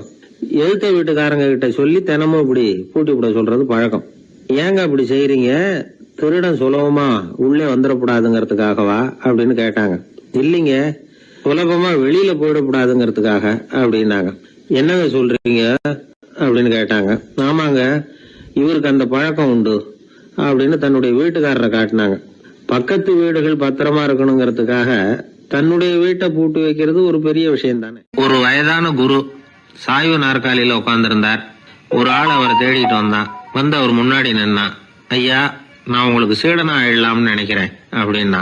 அந்த குரு நிமிந்து பார்த்தார். இத பாருப்பா, அது அவ்வளவு சுலபமான வேலை இல்லை. அப்படியா சொல்றீங்க அப்படின்னா, ஆமா, நீ ஒரு சீடனா ஆகணும்னா உன்னுடைய அகங்காரத்தை எல்லாம் விட்டுடணும், தியானத்துல முழுமையா ஈடுபடணும், இது மாதிரி இன்னும் பல காரியங்களை ஒழுங்கா செய்யணும், ஒரு ஈடுபாட்டோட செய்யணும். அது மட்டும் இல்ல, இதெல்லாம் தொடர்ந்து நீண்ட நாட்களுக்கு செய்ய வேண்டியிருக்கும். அப்படி உன்னால முடியுமா அப்படின்னார். வந்தவன் யோசிக்க ஆரம்பிச்சான். சீடனாகிறதுலேயே இவ்வளவு சிரமம் இருக்குங்கிறது அவனுக்கு தெரியாது. யோசிச்சுக்கிட்டே அந்த குருவை பார்த்தான். அவர் சாய்வு நாற்காலியில் இருந்த நிலைமைய பார்த்தான். சரிங்க சுவாமி, சீடனாகிறது இவ்வளவு கஷ்டம்னா அது வேணாம், அதுக்கு பதிலா உங்களை மாதிரி ஒரு குருவா ஆயிடுறேனே அப்படின்னா. குரு சிரிச்சார். நீ சொல்றது சரிதான், குருவாகிறது சுலபமான வேலைதான் அப்படின்னார். இதை கேட்டதும் அந்த ஆளுக்கு ஏகப்பட்ட சந்தோஷம். கஷ்டப்படாம குருவாயிடலாம் போல இருக்குதே அப்படின்னு கணக்கு போட்டான். பிறகு அந்த குரு சொன்னார், நீ குருவாயிட்டா பல சீடர்களுக்கு தலைவனா ஆகணும், அவங்கள வழி நடத்தி செல்லணும். அது கஷ்டமாச்சே. ஏன்னா பல பேர் கோவப்படுறவங்களா இருப்பாங்க, சில சமயம் சண்டை கூட போட்டுக்குவாங்க, சொல்றத கேட்க மாட்டாங்க, பணிவு இருக்காது. இப்படிப்பட்டவங்களை எல்லாம் சமாளிக்கிறதுங்கிறது ரொம்ப ஆபத்தான விஷயமாச்சேன்னார். என்ன சுவாமி, இப்ப கொஞ்ச நேரத்துக்கு முன்னாடி தானே சொன்னீங்க குருவாகிறது சுலபம்னு அப்படின்னா. ஆமா, அது சரிதான். இப்ப என்னையே பாரு, நான் எவ்வளவு ஓய்வா இருக்கிறேன். ஆனா ஒண்ணு, ஒருத்தன் பல சீடர்களை வழி நடத்தி செல்லணும், அல்லது ஒரு சீடன் ஆயிடணும். இப்படி ரெண்டுல ஒண்ணு ஆனாதான் நல்லது அப்படின்னாரு அவரு. அவன் இப்ப ரொம்ப குழம்பி போயிட்டான். ஏன்னா மாத்தி மாத்தி ஒவ்வொரு விதமா சொல்றாருன்னு. சுவாமி, நீங்க சொல்றத பார்த்தா ரெண்டுமே கஷ்டமான காரியமா தான் தோணுது. என்ன முடிவு எடுக்கிறதுன்னு எனக்கு புரியல. அதனால உங்களுடைய அபிப்பிராயம் என்ன, அதை சொல்லுங்க அப்படின்னு கேட்டான். இப்ப அந்த குரு சொன்னார், நீ பல சீடர்களின் தொல்லைகளுக்கு ஆளாகிறத விட நீயே முதல்ல சீடனாகி தொல்லைப்படுறதுதான் சரியா இருக்கும். ஏன்னா அப்ப நீ உன்னுடைய பிரச்சனையை மட்டும்தான் கவனிக்க வேண்டியிருக்கும். குரு ஆயிட்டீன்னா பல பேருடைய பிரச்சனையில தலையிட வேண்டியிருக்கும் அப்படின்னார். ஒரு உண்மையான குருவுக்கும் சீடனுக்கும் உள்ள உறவுங்கிறது ரொம்ப பயன் கருதாத ஒரு அன்பு கலப்பு. ரெண்டு இயற்கையான முழுமை நெருங்கி ஒன்றோட ஒன்று கலக்கிறது. நீங்க கேள்வி கேட்டா எப்படி அது முழுமை இருக்க முடியும்? அதுல முழுமைங்கிறது ஒரு அமைதியான நிலை. இந்த காலத்து குரு சீடர்கள்லாம் வேற மாதிரி. ஒரு குரு தன் சீடன் கிட்ட சொன்னார், இந்த பாருப்பா, நீ இந்த உலகத்துல எதுக்கும் பிரயோஜனப்பட மாட்ட, பன்றி மேய்க்கிறது கூட லாய்க்கில்லை அப்படின்னார். அப்படின்னா ஒண்ணு செய்யறேன் அப்படின்னா சீடன். என்ன பண்ணுவேன்னு கேட்டிருக்காரு குரு. உங்களை மாதிரியே ஒரு குருவாயிடுறேனே அப்படின்னானா அந்த சீடன். பத்திரிகையில வர்ற செய்திகளை கூட நகைச்சுவையா சொல்றது உண்டு. அதாவது அதை நேரடியா சொன்னா வானொலியில அனுமதிக்க மாட்டாங்க சில விஷயங்களை. அது சின்னாருக்கு கௌரவ குறைச்சல். அது வேடிக்கை கலந்து நகைச்சுவோடு சொல்லும் பொழுது அதை அனுமதிச்சிருவாங்க. அப்ப அந்த விசாரணை கமிஷன் அது இது நிறைய நடந்துகிட்டு இருந்தது. டெல்லியில இருந்து அமலாக்க பிரிவு அதிகாரிகள்லாம் வராங்க போறாங்கன்னு பத்திரிகையில அமர்க்கலப்பட்ட இடம். அந்த நேரம் நான் ஒரு ரேடியோவில் ஒரு செய்தியை தயார் பண்றோம். அப்ப என்ன பண்ணேன்னா, இது மாதிரி அந்த பத்திரிகை செய்தியை வச்சுக்கிட்டே ஒரு செய்தி சொன்னோம், இன்னொரு தகவல் சொல்லி. என்னன்னா, ஒருத்தன் தமிழ்நாட்டுல ஒரு ஆள், அவன் திடீர்னு கோடீஸ்வரன் ஆயிட்டான். நேற்று வரைக்கும் சாதாரணமா இருந்தாள், இன்னைக்கு கோடீஸ்வரன் ஆயிட்டான். டெல்லியில இருந்து 2 அதிகாரிகள் வராங்க, எப்படி அவன் பணம் சேர்த்தான்னு கண்டுபிடிக்கிறதுக்கு. அவனை கூப்பிட்டு 2 அதிகாரிகளும் எப்படிடா பணம் சேர்த்த? நான் ஒன்னும் தப்பான வழியில பணம் சேர்க்கல சார், நான் பந்தயம் கட்டியே பணக்காரன் ஆயிட்டேன். பந்தயம் கட்டி எப்படிடா பணக்காரன் ஆக முடியும் அப்படின்னா, நீங்க நம்புங்க சார், நான் பந்தயம் கட்டி தான் பணக்காரன், தப்பான வழியில சேரல சார். பந்தயம் கட்டி எப்படிடா கோடீஸ்வரன் ஆனேன் அப்படின்னா, நாங்க நம்ப முடியாதுன்னு இருக்கான் விசாரிக்க வந்தவன். அப்படின்னா உங்ககிட்ட ஒரு பந்தயம் கட்டட்டோமான் இருக்கான் விசாரிக்க வந்தவன்ட்டிய. என்னடா பந்தயம் அப்படின்னா, ஒண்ணுமில்ல சார், இது என் கண்ணு, இது என் பல்லு, என் கண்ணை என் பல்லாலேயே கடிக்கிறேன், எவ்வளவு பந்தயம். விசாரிக்க வந்தவன் 100 ரூபாய் எடுத்து வச்சான், இதை ப்ரூவ் பண்றான்னு. அப்படியே கண்ணை எடுத்துட்டான். அது பளிங்கு கண்ணு, ஏற்கனவே ஒரு கண்ணு பளிங்கு கண்ணு வச்சுனா எடுத்து கடிச்சு விட்டான். இது விசாரிக்க வந்தாலும் 100 ரூபாய் விட்டுட்டு நிக்கிறான். எப்படி பணம் சேர்த்தான்னு வந்தவன். உடனே இன்னொருத்தன், இவன்ட்ட என்னடா பேச்சு கொடுக்காரா, நம்ம பணம் தான் அங்க போயிட்டு இருக்கு, உனக்கு விசாரிக்க தெரியல, போடா நான் விசாரிக்கிறேன்னு அடுத்தவன் வந்தான். அது நீ ஒழுங்கா சொல்றேன், எப்படிடா பணம் சேர்த்தேன் சார், நீங்க கொஞ்சம் புத்திசாலியா தெரியுது அவரை விட, நீங்களாவது நம்புங்க சார், பந்தயம் கட்டி தான் பணம் சேர்த்தேன், நான் நம்ப முடியாது. அப்படின்னா உங்ககிட்ட இன்னொரு பந்தயம் கட்டட்டுமா அப்படின்றான். வேண்டாம், அவனை ஏமாத்தி விட்டேன் ஆள வேண்டான்றான். இல்ல சார், அவரு ஏமாந்தது பொய் கண்ணு, பளிங்கு கண்ணுன்னு தெரியாது, ஏமாந்துட்டார். இப்போ உங்ககிட்ட பந்தயம் கட்டது நெஜம் கண்ணு, இந்த பக்கம் பளிங்கு கண்ணு கிடையாது, நெஜம் கண்ணு, இதை பல்லால கடிக்கிறேன் அப்படின்னா அவன் ஒரு 100 ரூபாய் எடுத்து வச்சான். இவன் அப்படியே பல் செட்டை கட்டினான் தனியா, அப்படியே கட்டி கடிச்சு விட்டான்.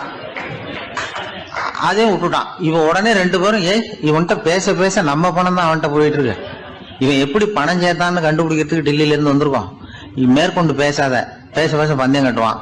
திரும்பி போறதுக்கு ரயிலுக்கு டிக்கெட்டு சரியா இருக்கா பாடுறான்றான்.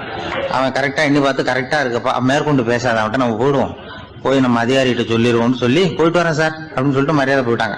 போய் டெல்லியில பெரிய அதிகாரிகிட்ட போய், சார் அவன்கிட்ட வந்து விசாரிச்சு பார்த்தோம் சார், தமிழ்நாட்டுல பந்தயம் கட்டி தான் பணம் சேர்த்தேன்னு சாதிக்கிறான், எங்ககிட்ட ஒரு 200 ரூபாய் வாங்கிட்டான் சார் அப்படின்னு அவருக்கு கோவம் வந்துட்டுது. இந்தியாவுக்கே தலைமை அதிகாரி, இதுக்காகவாடா நீங்க இருக்கீங்க, எத்தனை பேர் இருக்கீங்க உங்களை மாதிரி ஜூனியர் ஆபீசர்ஸ் நம்ம ஆபீஸ்ல இந்தியா பூரா விசாரிக்கிறதுக்கு அப்படின்னா 30 பேர் இருக்கோம் சார்.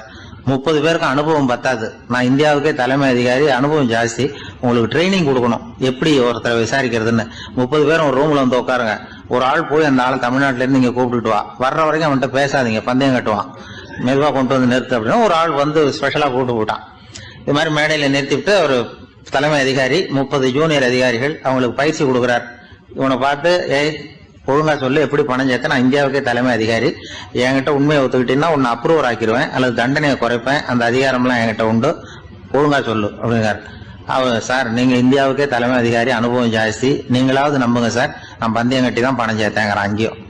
இங்கேயே வந்து இப்படி சாதிக்கிறேன், உன்னை நம்ப முடியாதரா அப்படின்னா உங்ககிட்ட ஒரு பந்தயம் கட்டுட்டுமா நானா அவர்கிட்ட போய், வானண்டா என் ஆளை ஏமாத்தி விட்டேன் அப்படின்னா, இல்ல சார் அவங்க ஏமாந்தது என் உடம்ப பத்தின ரகசியம், என் கண்ணு பளிங்கு கண்ணுன்னு தெரியாது, நான் பல்செட்டு கட்டியிருந்தது தெரியாது, ஏமாந்துட்டாங்க. இப்ப நான் உங்ககிட்ட கட்டுற பந்தயம் உங்க உடம்ப பத்தின ரகசியம். என் உடம்புல என்னடா ரகசியம், முதுகுல, உங்க முதுகுல 1 ரூபா அகலத்துக்கு கருப்பா ஒரு மச்சம் இருக்கு, உண்டா இல்லையானா, இல்லைன்னு தெரியும் அவருக்கு. இல்லடா நேத்து வரைக்கும் இல்ல சார், இப்ப இருக்குது மச்சம் அப்படின்னு உடனே 100 ரூபாய் எடுத்து வச்சார் அவர் தலைமை அதிகாரி. ஒரு 100 ரூபாய் வச்சு சட்டையை கட்டி காட்டுறாரு, மச்சம் இல்ல, இவன் தோத்துட்டான் இங்கிருந்து போனவன். உடனே 200 ரூபாய் எடுத்து வச்சுக்கிட்டு, தோழர்களே இப்படிதான் ஒருத்தரை விசாரிக்கணும், என்கிட்ட இவன் ஏமாந்துட்டான் பாருங்க, துருவி துருவி விசாரிக்கிறதுன்னு சொல்றாங்களே இதுதான் அப்படின்னு விளக்கம் கொடுத்தார். அப்போ இவன் மெதுவா ஆரம்பிச்சானா, சார் இந்த பந்தயத்துல உங்களுக்கு 200 ரூபாய் லாபம், ஆனா இதே பந்தயத்துல எனக்கு 2900 ரூபாய் லாபம் சார் அப்படின்றான். என்னடா பண்ண அப்படின்னு கேட்டிருக்காரு. உங்களுக்கு தெரியாம இந்த 30 பேர்கிட்டையும் தனித்தனியா ஒரு பந்தயம் கட்டியிருக்கேன். 30 பேர்கிட்ட என்னடா பந்தயம் கட்டினேன், ஒண்ணும் இல்ல சார், உங்க எல்லாரும் முன்னாடியும் உங்க மேல் அதிகாரியை சட்டையை கேட்ட வைக்கிறேன், உங்களுக்கு பந்தயம் கட்டினேன், போயிட்டு உங்க பூரா எனக்கு 2900 ரூபாய் லாபம். அவரு பார்த்தா அதிர்ச்சி ஆயிட்டாரு. தலைமை, சார் நீங்க போங்க சார் அப்படின்னு சொல்லி ஒரு ஆளை கொண்டு போய், சாரை கொண்டு போய் மரியாதையா பக்கத்து ரூம்ல விட்டுவாங்க, இனிமே அவர்கிட்ட யாரும் பேசாதீங்க வாங்கன்னு சொல்லிவிட்டு, அதுக்கப்புறம் தோழர்களே இவர் பேச ஆரம்பிச்சாரு, தோழர்களே இனிமே யாரும் தமிழ்நாட்டு பக்கம் விசாரிக்க போகாதீங்க, நீங்க யாராவது போறதுன்னா மத்திய பிரதேசம், உத்தரப்பிரதேசம், இப்படி எத்தனையோ பிரதேசம் இருக்கு, போயிட்டு வாங்க, தமிழ்நாட்டுக்கு மட்டும் போகாதீங்க, ஏன்னா அங்க போனா நம்ம பணத்துக்கு ஆபத்து வந்துருது அப்படின்னு சொன்னாருன்னு இந்த கதையை ரேடியோல சொன்னேன். இந்த கதையை உண்மை சம்பவமா சொன்னா அனுமதிச்சிருக்க மாட்டாங்க. இந்த நகைச்சுவைக்கு உள்ள மரியாதை என்னன்னா, அது ஒரு கதை மாதிரி உண்டு பண்ணி இப்படி சொன்னதும், இதுல என்ன என்னுடைய விசேஷம்னா, இந்த ஸ்கிரிப்டை வாங்கிட்டு வர சொல்லி மந்திரியினுடைய பிஏ வந்தார். ஒரு மந்திரி அப்ப இருந்தவர், அவர் பிஏ அடிக்கடி வருவார், வந்து இந்த போன நேற்று முந்தா நாள் ரேடியோவில் சொன்ன அந்த இன்னொரு தகவல் காப்பி ஒண்ணு வாங்கிட்டு வா அப்படி இப்படின்னு கூப்பிடுவார், மேடையில பேசுறதுக்கு எங்களுக்கு தேவை, உபயோகப்படும்னு கேட்பார். அவரு இந்த நிகழ்ச்சி வந்தப்போ உடனே அன்னைக்கு வந்துட்டார் அந்த பிஏ. இன்னைக்கு காலையில சொன்னீங்களே சார், மந்திரி கேட்கிறாரு மேடையில பேசுறதுக்கு அப்படின்னு. நான் அப்பதான் ஆச்சரியப்பட்டேன், பாருங்க இந்த நகைச்சுவைக்கு உள்ள மரியாதை. அவரே கேட்கிறார், சொல்லப்பட்டதே அவரை பத்தி தாங்கிறது தெரியாம அவரே எப்படி சொல்ல, அதுதான் சிரிப்புக்குள்ள மரியாதைங்கிறது. அது யார பத்தி சொல்றோமோ அவருக்கு தெரியாம கூட சொல்லலாம் அதை. அப்படி இது உண்மையில நடந்த சம்பவம். அந்த அந்த அமைச்சர் இப்ப இல்ல, உயிரோட எல்லாம் இப்ப இருந்து வாங்கிட்டு இருந்தார். கிராமத்துல ஒருத்தன் வந்து தன்னுடைய நகங்களை வெட்டிக்கிட்டு இருந்தான். வெட்டி முடிச்சதும் ஒரு வயசானவர் அவனை பார்த்து, அதெல்லாம் அடுத்தவன் கண்ணில் படுறது மாதிரி போட்டுறாதப்பா, ஆபத்துன்னார். என்ன ஆபத்துன்னு கேட்டான் இவன். எவனாவது பில்லி சூனியம் வைக்கிறவன் எடுத்துட்டு போயிட போறான் அப்படின்னாரு அவர். வேண்டாத ஒருத்தனுக்கு ஏதாவது கெடுதல் பண்ணணும்னா உடனே மந்திரவாதியை தேடி போறது உண்டு. மந்திரவாதி என்ன பண்ணுவார்னா, யாருக்கு சூன்யம் வைக்கணுமோ அவனோட காலடி மண்ணு, முடி, நகம் இதையெல்லாம் அவனுக்கு தெரியாம எடுத்துட்டு வா அப்படிம்பார். இது மட்டும் இல்ல, அழுக்கு துணி, வேறு மனித உருவம் மாதிரி செய்யப்பட்ட பொம்மை, இதெல்லாம் கூட மந்திரவாதிகள் பயன்படுத்துறது உண்டு. இதெல்லாம் ஏமாத்து வேலை. மனிதனுடைய முடி, நகம் இதெல்லாம் வெட்ட வெட்ட வளருது இல்லையா, அதனால அதுக்குள்ள உயிர் இருக்கிறதாக ஆதி மனிதர்கள் நம்பி இருப்பாங்க. அதனால மனுஷங்கிட்ட இருந்து அதெல்லாம் பிரிக்கப்பட்ட பிறகும் கூட அதுகளுக்கும் அந்த மனுஷனுக்கும் தொடர்பு இருக்கிறதாக அவங்க நம்பினாங்க. அந்த நம்பிக்கை தொடர்ந்து வந்து அதோட விளைவாதான் இன்னைக்கு மந்திரவாதிகள் நகத்தையும் முடியையும் எடுக்கிறாங்க. அந்த நகத்துக்கும் முடிக்கும் ஒரு பாதிப்பு உண்டாக்குனா அது சம்பந்தப்பட்டவனுக்கு போய் சேரும் அப்படிங்கறது அவங்க நினைப்பு. அவ்வளவுதான் விஷயம். இது மாதிரி நம்பிக்கைகள் தான் இன்னைக்கு நகம், முடி இதையெல்லாம் மத்தவங்க கண்ணுல படும்படி போடக்கூடாது அப்படிங்கிற வழக்கத்தை உண்டாக்கி விட்டுது. ஒருத்தர் பேரு என்னன்னு கேட்டு தெரிஞ்சுட்டு போய் அந்த பேரை வச்சு அவனோட ராசி பலனை கணிச்சு அவனுக்கு ஏற்பட இருக்கிற கெட்ட நேரத்துல அவனுக்கு சூன்யம் வச்சா அது உடனே பலிக்கும் அப்படின்னு ஒரு நம்பிக்கை. அது மட்டும் இல்ல, சூன்ய தகட்டுல பேரை எழுதி புதைக்கிறதும் உண்டு. இதனாலதான் பெண்கள் கணவன் பேரை சொல்லாத பழக்கம் ஏற்பட்டுதான். அதாவது பேரை கேட்டுக்கிட்டு போய் ஏதாவது கெடுதல் பண்ணிவிட்டா என்ன பண்றது அப்படிங்கிற பயம். அப்படி ஆரம்பிச்ச பழக்கம்தான் இன்னைக்கு ஏதோ மரியாதைக்காக கணவன் பேரை பிறர் முன்னிலையில சொல்றது இல்லை அப்படிங்கறது மாதிரி ஆயிட்டுது. மந்திரவாதிகள் நம்ம ஊர்ல மட்டும்தான் இருக்கிறாங்கன்னு நினைக்காதீங்க, உலகம் பூரா உண்டு. பிசி தீவில் வாழக்கூடிய மக்கள் என்ன செய்வாங்களாம் தெரியுமா? இது மாதிரி மாந்திரீகம், செய்வன, பில்லி, சூனியம் இதெல்லாம் தங்களை பாதிக்காம இருக்கிறதுக்காக வீட்டை சுத்தி அகழி வெட்டி அதுல தண்ணீரை நிரப்பி வச்சிருவாங்களாம். ஆஸ்திரேலியாவில் இருக்கக்கூடிய பழங்குடி மக்கள் கிட்ட ஒரு பழக்கம், ஏதாவது பழங்கள் சாப்பிட்டா அதோட விதைய தண்ணீர்லயோ அல்லது ஆத்துலயோ போட்டுருவாங்களாம். வெளியில போட்டுட்டா அதை எடுத்து செய்வினைக்கு பயன்படுத்திடுவாங்க அப்படிங்கிற பயம். இது மாதிரி உலகம் பூராவும் செய்வினையின் மூலம் அடுத்தவங்களுக்கு பாதிப்பை உண்டு பண்ண முடியும் அப்படிங்கிற நம்பிக்கை இருக்கத்தான் செய்யுது. பொதுவா எல்லா ஊர்லயுமே நகம், முடி, காலடி மண்ணு, மனித உருவ பொம்மை இததான் மந்திரவாதிகள் பயன்படுத்துறாங்களாம்.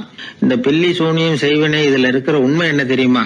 நகமோ முடியோ எதையும் செய்யறது இல்ல, சம்பந்தப்பட்டவனுக்கு ஏற்படுற பயம் இருக்கு பாருங்க, அதுதான் பாதிக்கும். இது மனநிலையை பொறுத்த விஷயம், வேற விஞ்ஞான ரீதியான பாதிப்பு இதுல எதுவும் கிடையாது.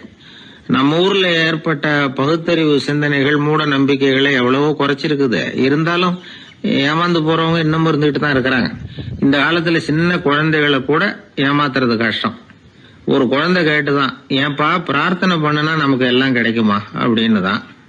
ஓ கிடைக்குமே அப்படின்னாராம் அப்பா. நீ வச்சிருக்கிறிய பேனா அது கூட கிடைக்குமா அப்படின்னு கேட்டுதான் குழந்தை. ஓ கிடைக்கும் அப்படின்னாராம். அப்படின்னா நீ வச்சிருக்கிற பேனாவை என்கிட்ட கொடுத்துரு, அதுக்கப்புறம் நீ பிரார்த்தனை பண்ணி வேற ஒரு பேனாவை வாங்கிக்கோ அப்படின்னு தான் அந்த சின்ன குழந்தை. ஒரு ராஜா இருந்தார். அவர் ஒரு பெரிய கோயில் கட்டினார். பல ஊர்கள்ல இருந்து சிற்பிகள்லாம் கொண்டுகிட்டு வந்தார். அழகழகா சிற்பங்களை செய்ய சொன்னார். ஊர்ல உள்ள ஜனங்களும் கோயில் கட்டுறதுக்கு அவங்களால முடிஞ்ச உதவியை செஞ்சாங்க. ராத்திரி பகலா வேலை நடக்குது. கோயில் கொஞ்சம் கொஞ்சமா வசந்துகிட்டே வந்துட்டுது. அந்த ஊர்ல ஒரு வயசான அம்மா இருந்தாங்க, ரொம்ப ஏழை. அவங்களுக்கு மனசுக்குள்ள ஒரு உறுத்தல், இந்த ஊர்ல எல்லாரும் இந்த கோவில் கட்டுறதுக்கு அவங்களால முடிஞ்ச உதவியை பண்ணிட்டு இருக்கிறாங்க, நம்மளால ஒன்றும் பண்ண முடியலையே அப்படின்னு நினைச்சு கவலைப்பட்டாங்க. அவங்களுக்கு மனசு கேட்கல, ஏதாவது செய்யணும் நம்மளால முடிஞ்சது அப்படின்னு யோசனை பண்ணாங்க. நல்ல வெயில் நேரத்துல சிற்பிகள்லாம் ரொம்ப சிரமப்பட்டு சிலை வடிச்சுக்கிட்டு இருக்கிறாங்கல்ல, அவங்களுக்கு அந்த நேரம் தாகம் எடுக்குமே, அதனால சிரமப்பட்டு ஒரு குடத்துல தண்ணியை எடுத்துக்கிட்டு அதை இடுப்புல வச்சுக்கிட்டு மெதுவா கொண்டுகிட்டு அங்க போறது அப்படின்னு முடிவு பண்ணிட்டு அந்த அம்மா போச்சு. அங்க போய் வேலை செய்யறவங்களுக்கு தாகம் எடுக்கிற போலாம் ஒரு கோவலையில தண்ணியை எடுத்து கொடுத்துக்கிட்டு இருக்கிறது. இப்படியே பண்ண ஆரம்பிச்சுட்டு அந்த அம்மா. ஏதோ அந்த அம்மாவால முடிஞ்ச ஒரு சின்ன உதவி அது. இப்படி கொஞ்சம் கொஞ்சமா வேலை நடந்தது.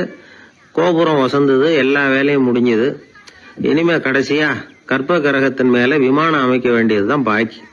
அந்த வேலையும் ஆரம்பமாச்சு. அந்த சிற்பிகள்லயே அனுபவசாலியான ஒருத்தர் இந்த அம்மாவை தேடிட்டு வந்தார். பாட்டி, உங்ககிட்ட இருக்கிற ஏதாவது ஒரு பொருளை கொடுங்க, அந்த விமானத்துல வைக்கலாம் அப்படின்னு நாங்க நினைக்கிறோம் அப்படின்னார்.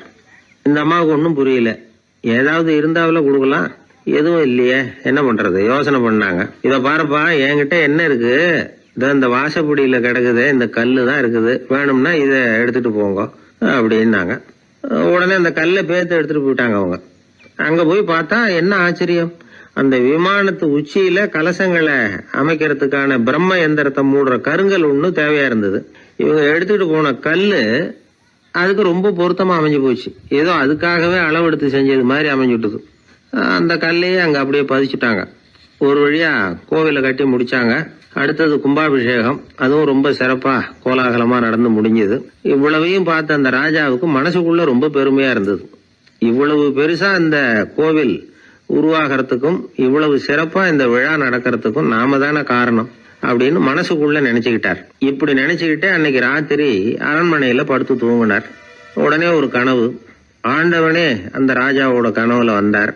ராஜா ஆண்டவனை வணங்கினார். இறைவா, உங்களுக்காக நான் கட்டி இருக்கிற கோவில் எப்படி இருக்குது, நல்லா இருக்குதா அப்படின்னு கேட்டார் ராஜா. அதுக்கு இறைவன் சொன்ன பதில் என்ன தெரியுமா?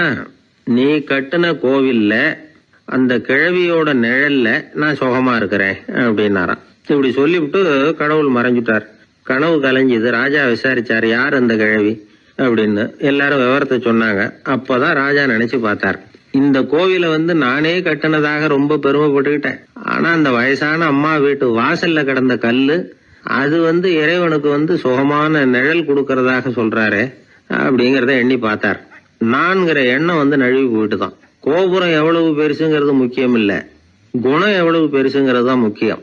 அந்த வயசான அம்மா நம்ம நாட்டுல வாழறது தான் நமக்கு உண்மையான பெருமை அப்படின்னு நினைச்சாராம் ராஜா. இந்த காலத்திலயும் ஒரு ஊர்ல ஒரு கோவில் கட்டினாங்க. எல்லா ஜனங்களும் அவங்களால முடிஞ்சதை செஞ்சாங்க. நம்மால் ஒருத்தன் அந்த திருப்பணி குழு தலைவரை போய் பார்த்தான். நான் ஏதாவது ஒத்துழைக்கணுமா ஐயா அப்படின்னு ரொம்ப பணிவா கேட்டான். திருப்பணி குழு தலைவர் சொன்னார், இத பாருப்பா, இந்த கோவில் கட்டி முடிக்கிற வரைக்கும் உன்னுடைய ஒத்துழைப்பு எதுவும் தேவையில்லை. கட்டி முடிச்சு கும்பாபிஷேகம் ஆனதுக்கு அப்புறம் தான் உன்னுடைய ஒத்துழைப்பு ரொம்ப அவசியம் அப்படின்னார். அதுக்கப்புறம் நான் என்ன செய்யணும் சொல்லுங்கன்னா, இவன் இந்த சாமி சிலைய நீ திருடிட்டு போகாம இருக்கணும், அவ்வளவுதான் அப்படின்னாராம் அவர். என்னுடைய நண்பர் ஒருத்தர், அவர் விரல்ல நகமே இருக்காது. என்ன காரணம்னு நினைக்கிறீங்க? எல்லாத்தையும் அவரே கடிச்சு துப்பிடுவார். அப்படி ஒரு பழக்கம். சின்ன குழந்தைகள் நகம் கடிக்குது, விரல் சூப்புது. இதுக்கு என்ன காரணம் தெரியுமா? குழந்தைகள் மனசுல ஏற்படக்கூடிய ஒருவித பாதுகாப்பின்மை, இன்செக்யூரிட்டி, அல்லது தான் சரியா கவனிக்கப்படல அப்படிங்கிற எண்ணத்தோட வெளிப்பாடு தான் அது அப்படிங்கிறாங்க டாக்டர்கள். சில இடங்கள்ல 2வது குழந்தை பிறந்த உடனே பெரியவர்கள் கவனம் முதல் குழந்தைகிட்ட இருந்து கொஞ்சம் விலகி 2வது குழந்தைகிட்ட போயிடும். அந்த சமயத்துல முதல் குழந்தைக்கு இந்த பழக்கம் ஏற்படுறதுக்கு வாய்ப்பு உண்டா. சில குடும்பங்கள்ல கணவன் மனைவி 2 பேருமே வேலைக்கு போறவங்களா இருப்பாங்க. குழந்தை ரொம்ப நேரத்துக்கு பெத்தவங்களை பிரிஞ்சு இருக்க வேண்டிய சூழ்நிலை இருக்கும். குழந்தை ஒரு பாதுகாப்பின்மையை உணர ஆரம்பிக்கும். இந்த பழக்கம் வந்துடும். அதனால ஒரு குழந்தைக்கு தான் ஒதுக்கப்படுறோம் அப்படிங்கிற நினைப்பு வராம பாத்துக்கணும். வளர்ந்த குழந்தைகளும் நகம் கடிக்கும். வயசானவங்க கிட்டையும் இந்த பழக்கம் இருக்கும். இது ஒரு மனச்சிதைவின் வெளிப்பாடு அப்படிங்கிறாங்க மனநல நிபுணர்கள். அம்மா அப்பா திட்டினாலும் சரி, அல்லது ஆசிரியர் திட்டினாலும் சரி, இந்த பழக்கம் வந்துடும். நாம தவறு பண்ணிட்டோம் அப்படிங்கிற நினைப்பு வர்ற சமயம் நகம் கடிக்க ஆரம்பிச்சிருவோம். ஏதோ ஒண்ணு அடையணும் அப்படின்னு நினைக்கிறோம், அதை அடைய முடியல. இப்படி ஒரு ஏக்கம் வர்ற சமயத்திலேயும் சில பேர் நகத்தை கடிக்க ஆரம்பிச்சிருவாங்க. ஒரு பெரிய அதிகாரி, தனியார் நிறுவனத்துல வேலை பார்க்கறவரு, அவரு டென்ஷன் ஆயிட்டாருன்னா உடனே அறைக்கு அதை சாத்தி விடுவாங்களாம். அவரே சாத்திக்குவாராம். அப்படி சாத்திக்கிட்டு உள்ள எதையாவது வெறிச்சு பார்த்துக்கிட்டே நகத்தை கடிக்க ஆரம்பிச்சிருவாராம். இந்த பழக்கம் உலகம் பூரா உண்டு. நகம் கடிக்கிறவங்களை அந்த பழக்கத்திலிருந்து மீட்கிறதுக்கு என்ன வழி அப்படின்னு லண்டன்ல உள்ள அழகியல் நிபுணர்கள் யோசனை பண்ணி பார்த்துருக்குறாங்க. சில ஆய்வுகள் பண்ணி பார்த்தாங்களாம். அவங்க என்ன பண்ணாங்க தெரியுமா? நகம் கடிக்கிற பழக்கம் உள்ளவங்களையெல்லாம் தேடி பிடிச்சாங்க. அவங்களையெல்லாம் 3 பிரிவா பிரிச்சுக்கிட்டாங்க. ஒரு பிரிவு கிட்ட என்ன சொன்னாங்கன்னா, உங்களுக்கு நகத்தை கடிக்கணுங்கிற நினைப்பு வர்றப்போலாம் டைரி எழுத ஆரம்பிச்சிருங்க அப்படின்னாங்களாம். இன்னொரு பிரிவு கிட்ட, உங்களுக்கு அந்த நினைப்பு வர்றப்போலாம் உங்க நகத்துக்கு வண்ணம் பூச ஆரம்பிச்சிருங்க, அழகு படுத்த ஆரம்பிச்சிருங்க, நெயில் பாலிஷ் போடுறாங்களே அது மாதிரி. அப்படி ஒரு யோசனை சொல்லியிருக்காங்க. 3வது குழுவினர்கிட்ட, உங்களுக்கு நகத்தை கடிக்கணுங்கிற எண்ணம் வர்றப்போலாம் விரல்களை இறுக்கமா மூடி வச்சுக்கிட்டு வேற விஷயங்கள்ல கவனம் செலுத்துங்க அப்படின்னு சொன்னாங்களாம். இப்படி 3 வித முயற்சி பண்ணி பார்த்ததுல கடைசியா அவங்க என்ன கண்டுபிடிச்சாங்க தெரியுமா? 3வது குழு செஞ்சதுல நல்ல பலன் கிடைச்சதாம். அதாவது நகம் தெரியாதபடிக்கு விரலை இறுக மூடிக்கிட்டு வச்சுக்கிட்டோம்னா அந்த பழக்கம் மாறுதான். அப்படி இருந்தவங்க கிட்ட இந்த நகம் கடிக்கிற பழக்கம் மெதுவா குறைஞ்சு போச்சான். அதனால நகம் கடிக்கிற பழக்கம் உள்ளவங்க இதை முயற்சி பண்ணி பார்க்கலாம். ஒரு ஆள் இருந்தார், அவருக்கு எப்ப பார்த்தாலும் நகத்தை கடிச்சுக்கிட்டே இருக்கணும், அப்படி ஒரு பழக்கம். அதனால அவர் விரல்ல எப்பவும் நகம் இருக்கிறது இல்ல, விரல் இருக்கிறதே பெரிய ஆச்சரியம். அவருக்கு திடீர்னு உடம்புல அரிப்பு, சொரிஞ்சிக்க முடியல, அரிப்பும் நிக்கல. 1 வாரம் தொடர்ந்து கஷ்டப்பட்டார்.